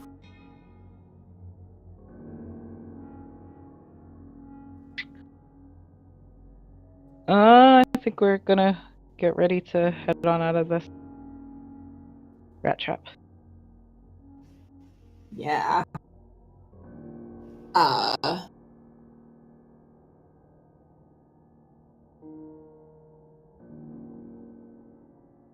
If it looks like we're getting ready to go, though, Midge would say to Flindle, we'll keep an eye out for Sylvia out there, but if anything occurs to you, if you remember something you saw, or and she would hold up the torn, like, Xanathar's guild symbol again, anything that you remember about this, send one of your friends over there to deliver a message or something. I'll be able to speak to them. Yeah, okay, whatever.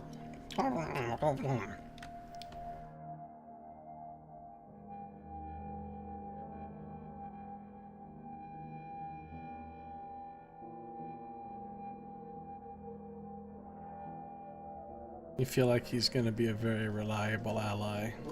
Yeah. Sure do.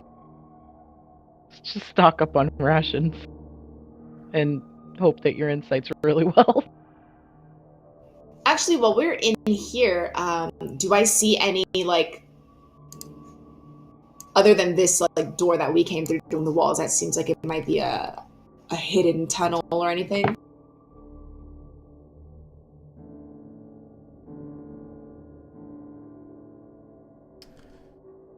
Where? Just along the walls. Like, does there seem to be, like, any other either hidden doors? And you don't find any hidden doors anywhere. Okay. Based on your passive perception, which is usually good enough to find them. I mean, if you really want to, like, in-depth search every single inch of this wall, you can start making some. Nah, that's alright.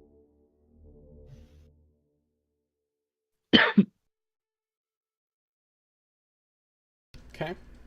Then what do you guys do? Well, we're Katrin is feeling... still, immobile. We should definitely get her looked at. We could talk to At the this priest point, upstairs. you're all probably out of water, because you've been down in the dungeon for quite a while now. Is anybody carrying more than one water skin? No. Yeah, I'd say you're all out of water. I don't know how much food you have, but you're definitely out of water by now. Actually, Sardick has 2 water skins. And I would cast that after we leave this room. Would Sardick have been aware that we were running out of water before? Yeah. Oh, the good berry covers you for food and water, that's right. So if you're casting good berry, you've got those berries you can pass out. Yeah, I would have done that though, like outside of this room, because it's not for flame. But essentially, everybody here would get one, including Haleth, like just in case he needs to like bring.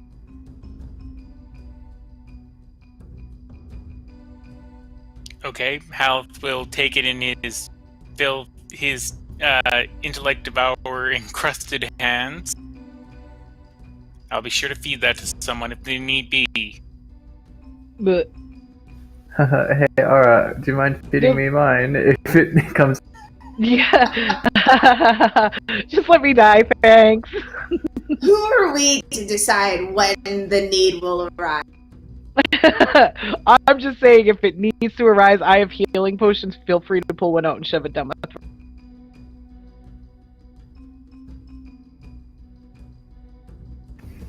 So, How many healing potions does everyone have now?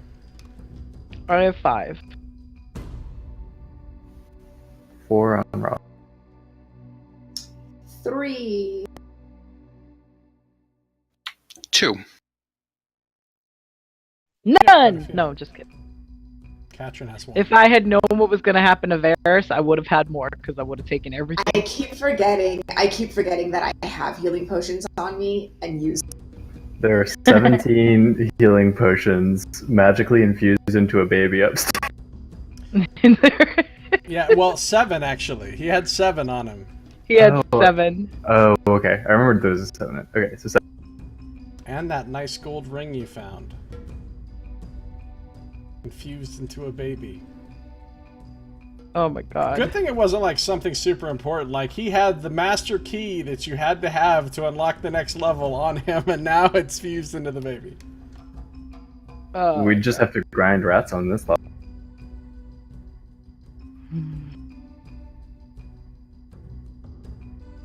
So, you're rested. Now what? You've got good berries. Alright, so I assume we left the room because she said she casted that out of the room.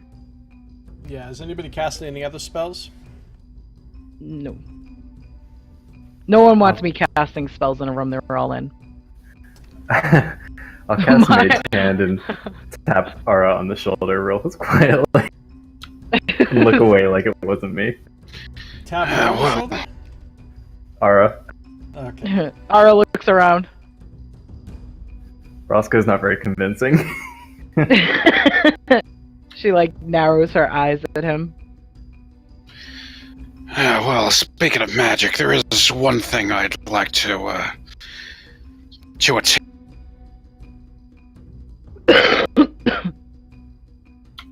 I'm a bit concerned after having revived Midge that I can't do it again, and well, I can only hope that one of them is down here, but Mother, if there is a diamond here capable of at least revivification, please show me the way.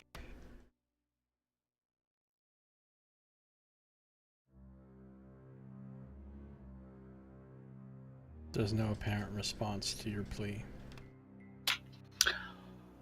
Oh shoot! Also, He's- Katrin. He's actually invoking the spell Locate Object. Ooh, Oh, okay. nice. Now, let's look that up.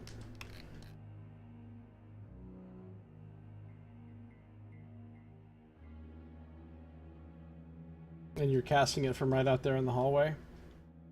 Sure. Maybe we like move away from the door frame or something, like just over here. Yeah. 1,000 feet of you. Mm-hmm. That is a shitload of feet. Isn't it? I'm hoping it covers the whole floor. That's like multiple levels down.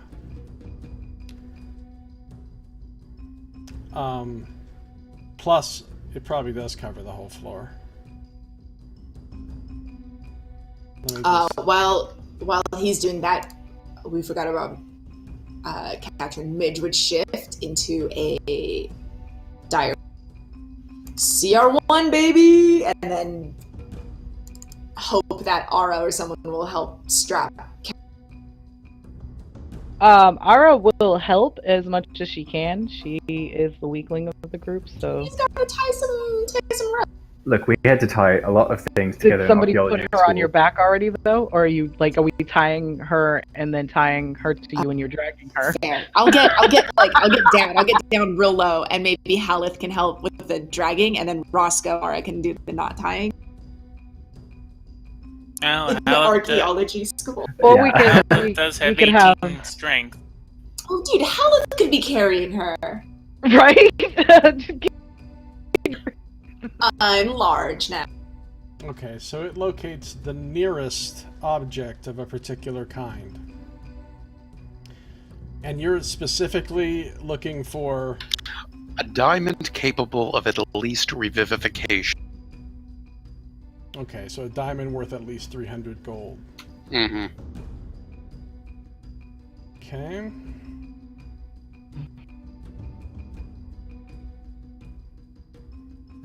I hope you studied all these floors real well.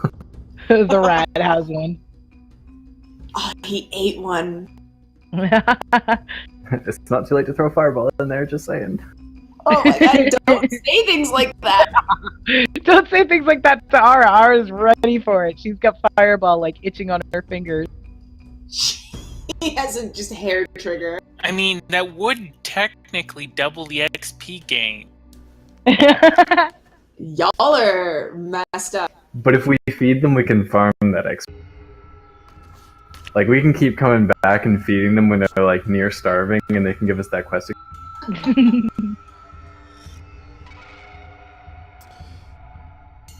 Okay, I've got bad news for you. Uh-oh. The nearest diamond of that value is about 140 feet above you. And to the north. It's pretty obvious to you from your general sense of being underground that it's in the Yawning Portal. And I would imagine who has it. It was a great thought, though. How long does that last? We could set farther away from the Yawning Portal. 10 minutes. I don't know if it actually switches a target, though.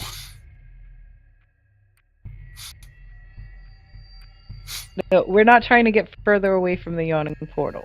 No, I know. What I'm saying is on our walk back, we'll have to go pretty far south unless we're exploring. So either we move this way, which I think would take us back, or we take the path that we know, which would take us pretty far downwards, actually, and away from the Yawning Portal in order to get back up. I did not agree to return to the Yawning Portal. We don't care what you agreed to. I'm Well, embarrassed.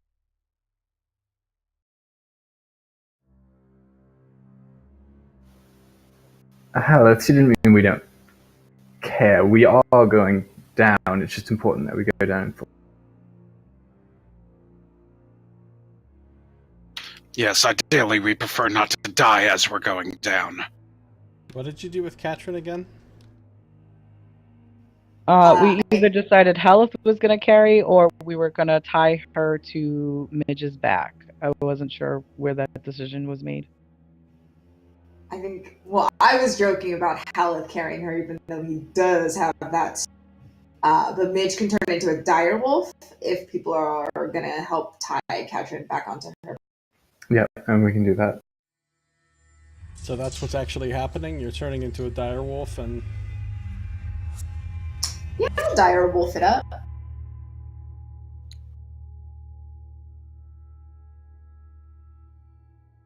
I mean, in combat, she's got that bite and the knockdown. And the pack tactics. Yeah. Yeah.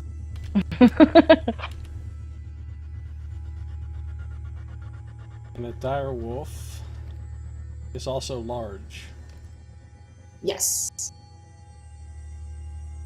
So you'll go back to Mega Token.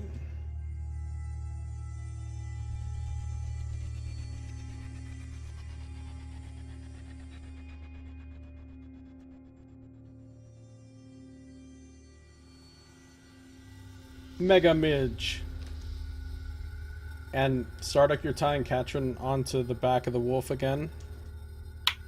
Yeah, he'll do it as he's sort of harumphing about that the diamond is up in the portal, most likely in a with the Timora cleric. But yeah, he'll go ahead and do that. He'll strap Katrin to her. Oh, can I make the direwolf be black and white though? Like cow colors, at least. Sure. Hey. Well, at least that's a little bit more like it. I've never seen a cow with teeth that big. Or just face palms. Well, yeah, there's been tales, back in the day. The wyvern jack, the mother's son. Oh, there was times where form of a great and fearsome spider cow with teeth that could bite rope, just bite right through it. Midge will show off her teeth. Don't anybody get her mad. Did you just invoke the spider cow? Yes, I did. Did somebody just put a cow unicorn in Discord? I put that in a while back. Oh, I see. I missed some stuff in Discord with these other pictures. Cow horse. Cow unicorn.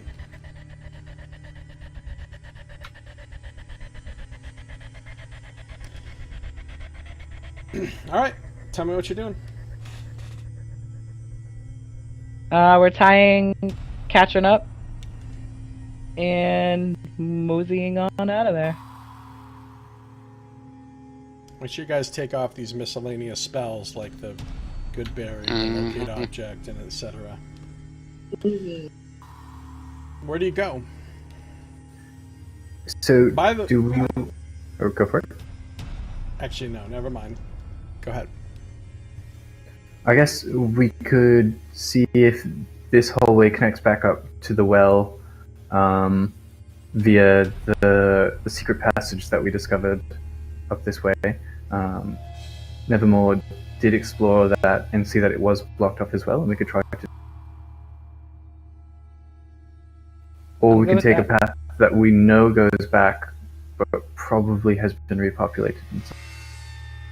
I'd prefer not to deal with repopulation. Alright then. Is Roscoe sneaking ahead? I don't want to fall into a pit, so let's let our little wolf friend, or big wolf friend maybe, go first. Clippity clop. Which way are we going though? Are we going You don't clippity clop anymore. I know. You pad. I realized that after I said it. I was like, she pads now. She's gonna be quiet. I think we should try up, But if it starts looking like it's spinning off the wrong direction, then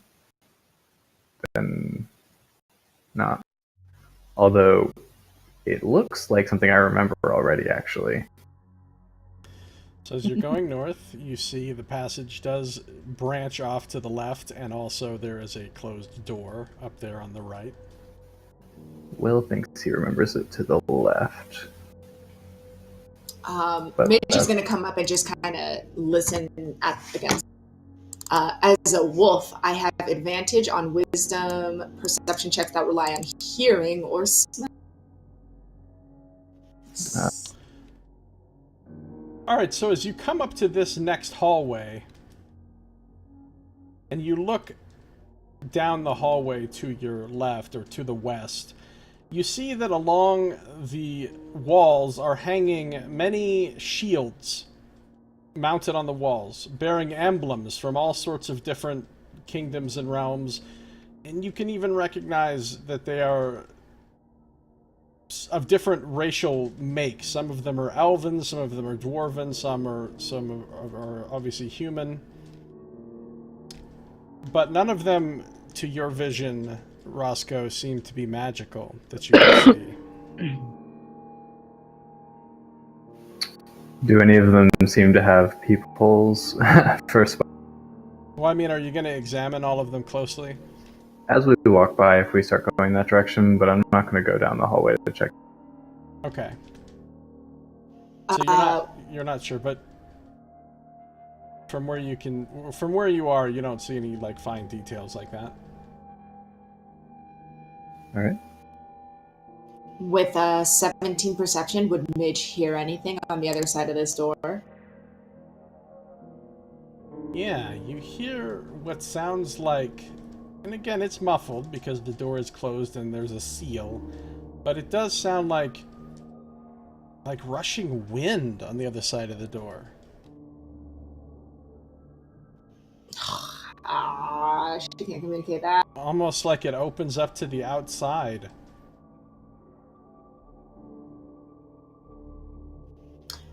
Midge will breathe out really heavily in direwolf form and motion toward the door with her head, but she'll step this way, and she's still gonna keep an eye out for Pip.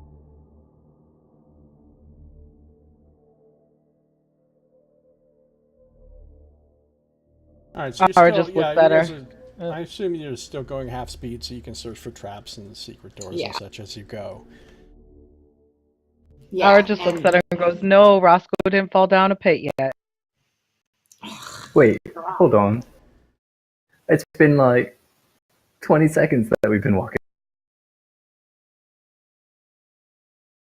Ara just looks at him. Are you sure Roscoe doesn't want to go out ahead alone? Yeah, the wolf will edge against the hallway if Roscoe wants to walk by. Not really. I will be sort of once overing the shields as we walk past to see if they have peepholes.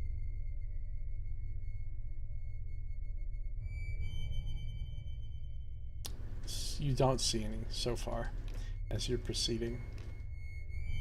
Alright, well, Midge would move down the entire hallway then, just keeping an eye out for pits, and if there are none, she would.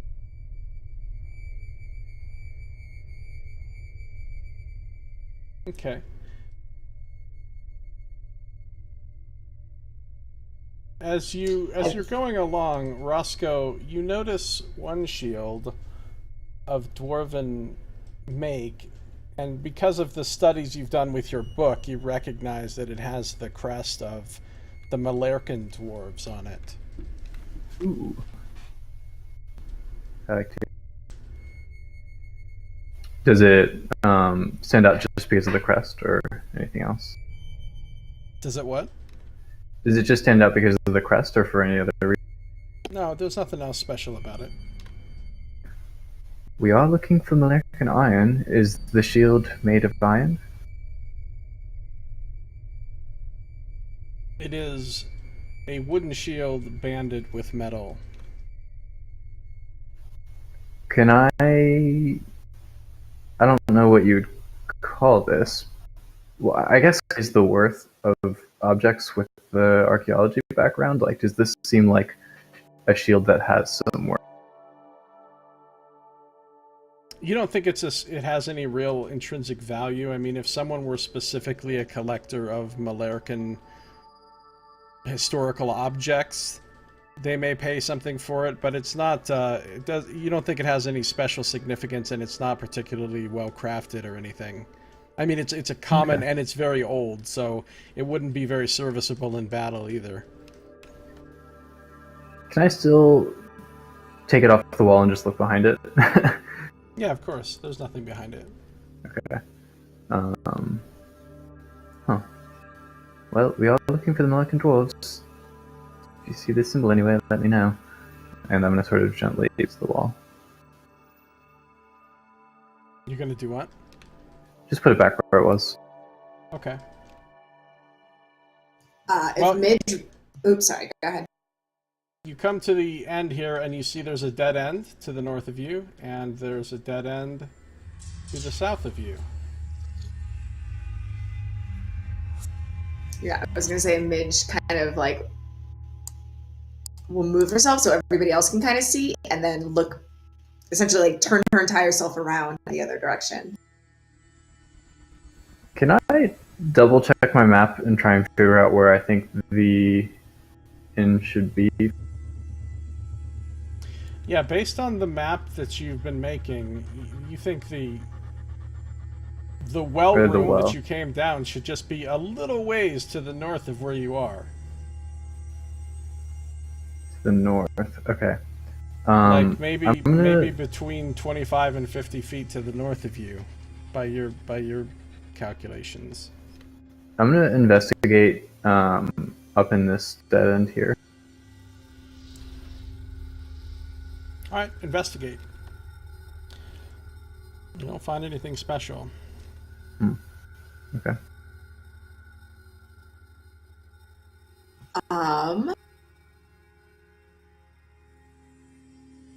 Midge is gonna like nudge Sardick, and if he has his like, I think he has like a pickaxe or something. If it's anywhere visible, she's gonna kind of like paw. What are you doing here? And he'll take his pickaxe off of his belt. She's gonna move up to here and just kind of like paw at the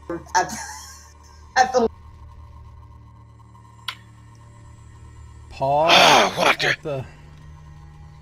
I don't know what. You. I don't think my magic revealed this, but you think there's diamonds in this wall, huh? And well, all right, what the heck? I might as well. And he's just gonna go and attack the wall with his pickaxe. Oh god, Midge does that thing that dogs do, where they like get down on their like front paws and just put like one paw over. All right. This is a well-constructed worked stone wall. The pickaxe makes a tiny chip in it.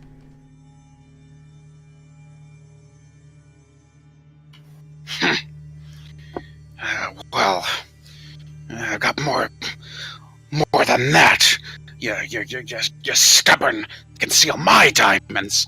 And he'll take out his sledgehammer and he'll bash the wall with it. You have a sledgehammer? Of course. I mean, what self-respecting dwarf wouldn't have a sledgehammer?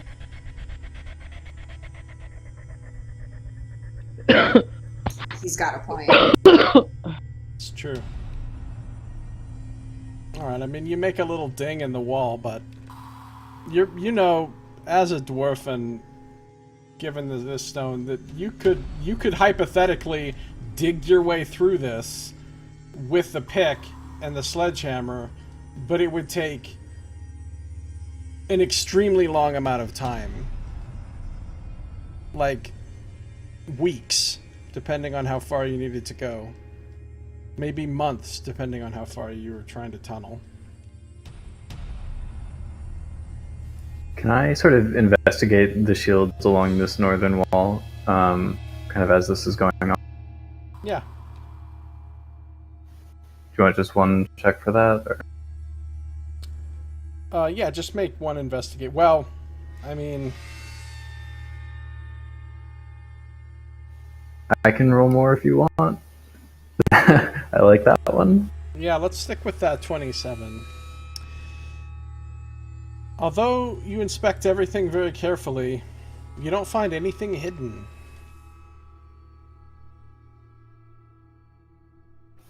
Hmm. The shields are just hanging here. They look like they've been here for a very long time, and they represent various past and present human, elven, and dwarven nations. So I feel like going into this room is a bit of a risk. I guess we haven't looked down here yet. I can investigate down here. At what point do we just go back the long way? Well, wasn't there a tunnel type thing? Not like an actual like dug tunnel, but a made tunnel, or like a curvature hall that may have potentially led the same way. Back You in the mean room back where in the room where we had the big fight? Yeah. That was leading off more eastish. I think that's probably our way to the boss fight. So, based on the map that you're looking at that you've made, Could I just? Is this east? yes, The tunnel that's that I east. saw was going this way, Based on the map, so it was going there more are northwest. 2 doors leading east that you haven't opened nearby. In addition, the room with the severed large stone table, there was a natural passageway, a rough rock narrow passageway leading east out of that room.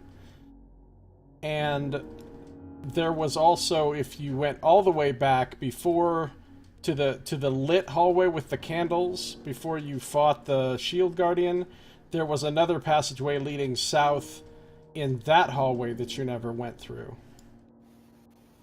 This is Those the one are I'm those talking are about. all of the places that you haven't been that are on your map so far. Plus whatever else is to the north of the where you met with I think this Hathor one loops Krennic. back around. Sorry, if you don't want me walking through here, let me know. But I'm pretty sure this one just loops back into the fight room. Okay, I wasn't aware where it led. I just know that it was leading Okay. more western than it was eastern, and that's why I suggested it.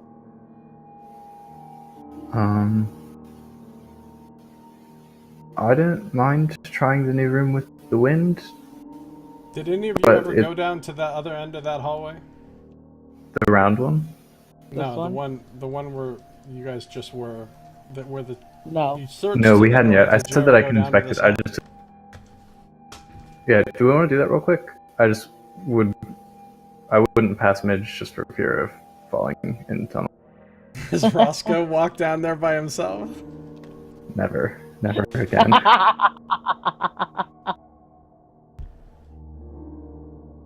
Watch me stop though, like right before where it actually. It's like, yeah, you can just go ahead that last 5 feet. Yeah, that last 10 Yeah. feet is probably safe. If there Roscoe are runs no, ahead. Yeah, I don't see anything. I hope you. Look, there's something on the wall!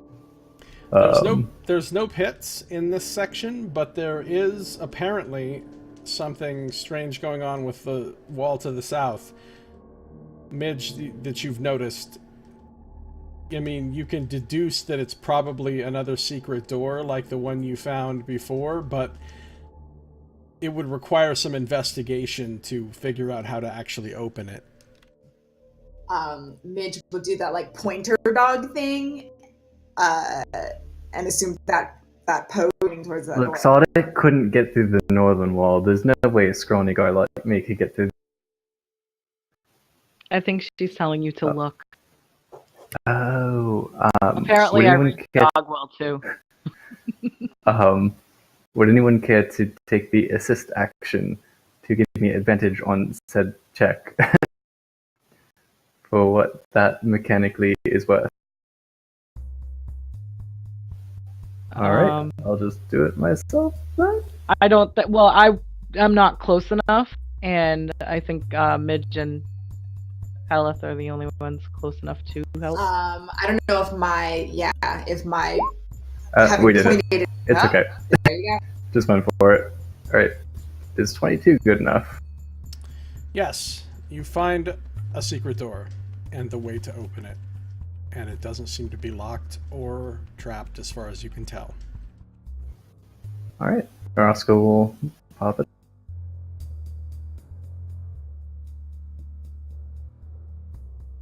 So you open it? Yeah, that's Leads back into a familiar looking room as you see a blackened, scorched area of the floor to the south of you where a fireball went off. oh. Wait, Yep. stop. Reconnect. Stop. You're Oh, gonna love this. You're gonna love this, Will. damn it. Oh, Oh, 'cause I was I just can't using it for believe. vision, but I can't. How oh many my god! bits Like will he I'm not gonna try and Will he repeat it. I ever was just checking that was the. But okay. Oh, Roscoe. Wait, so you didn't actually move down there? I was using it for vision to see that was the roundy tunnel thing coming in there, but because you've revealed it and Roscoe's token was the argue it. Alright. So, you know, you just kind of have to step out there a little bit to check and see if that's the same room. If the rounded corridor connects through there, and wouldn't you know it, you fall in another pit.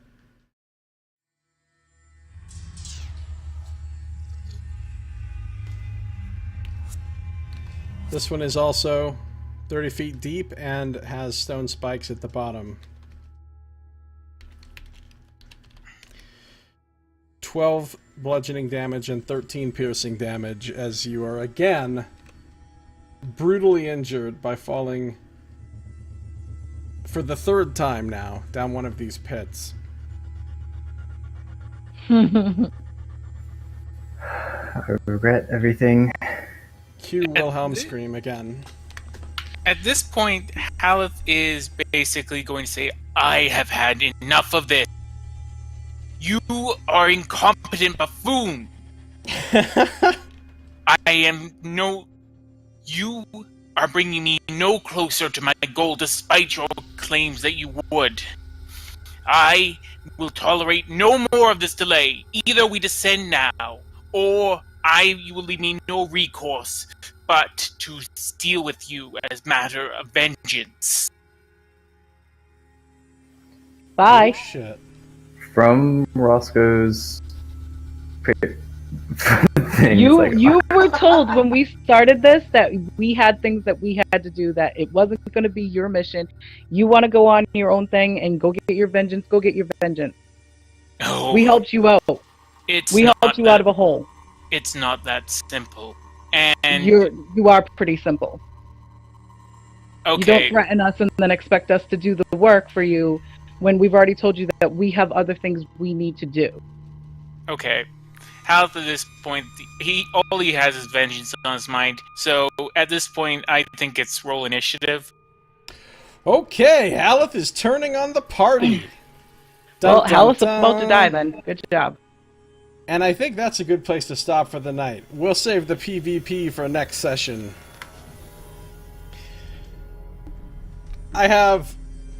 Well, we'll get to this. So, we're going to end the episode here for now. I'm going to do my little outro here, and then we'll have a little out-of-character chat. So thank you for watching. This has been Josiah Plays Dungeons & Dragons. This has been Beneath the Yawning Portal, Dungeon of the Mad Mage. We'll see you next time.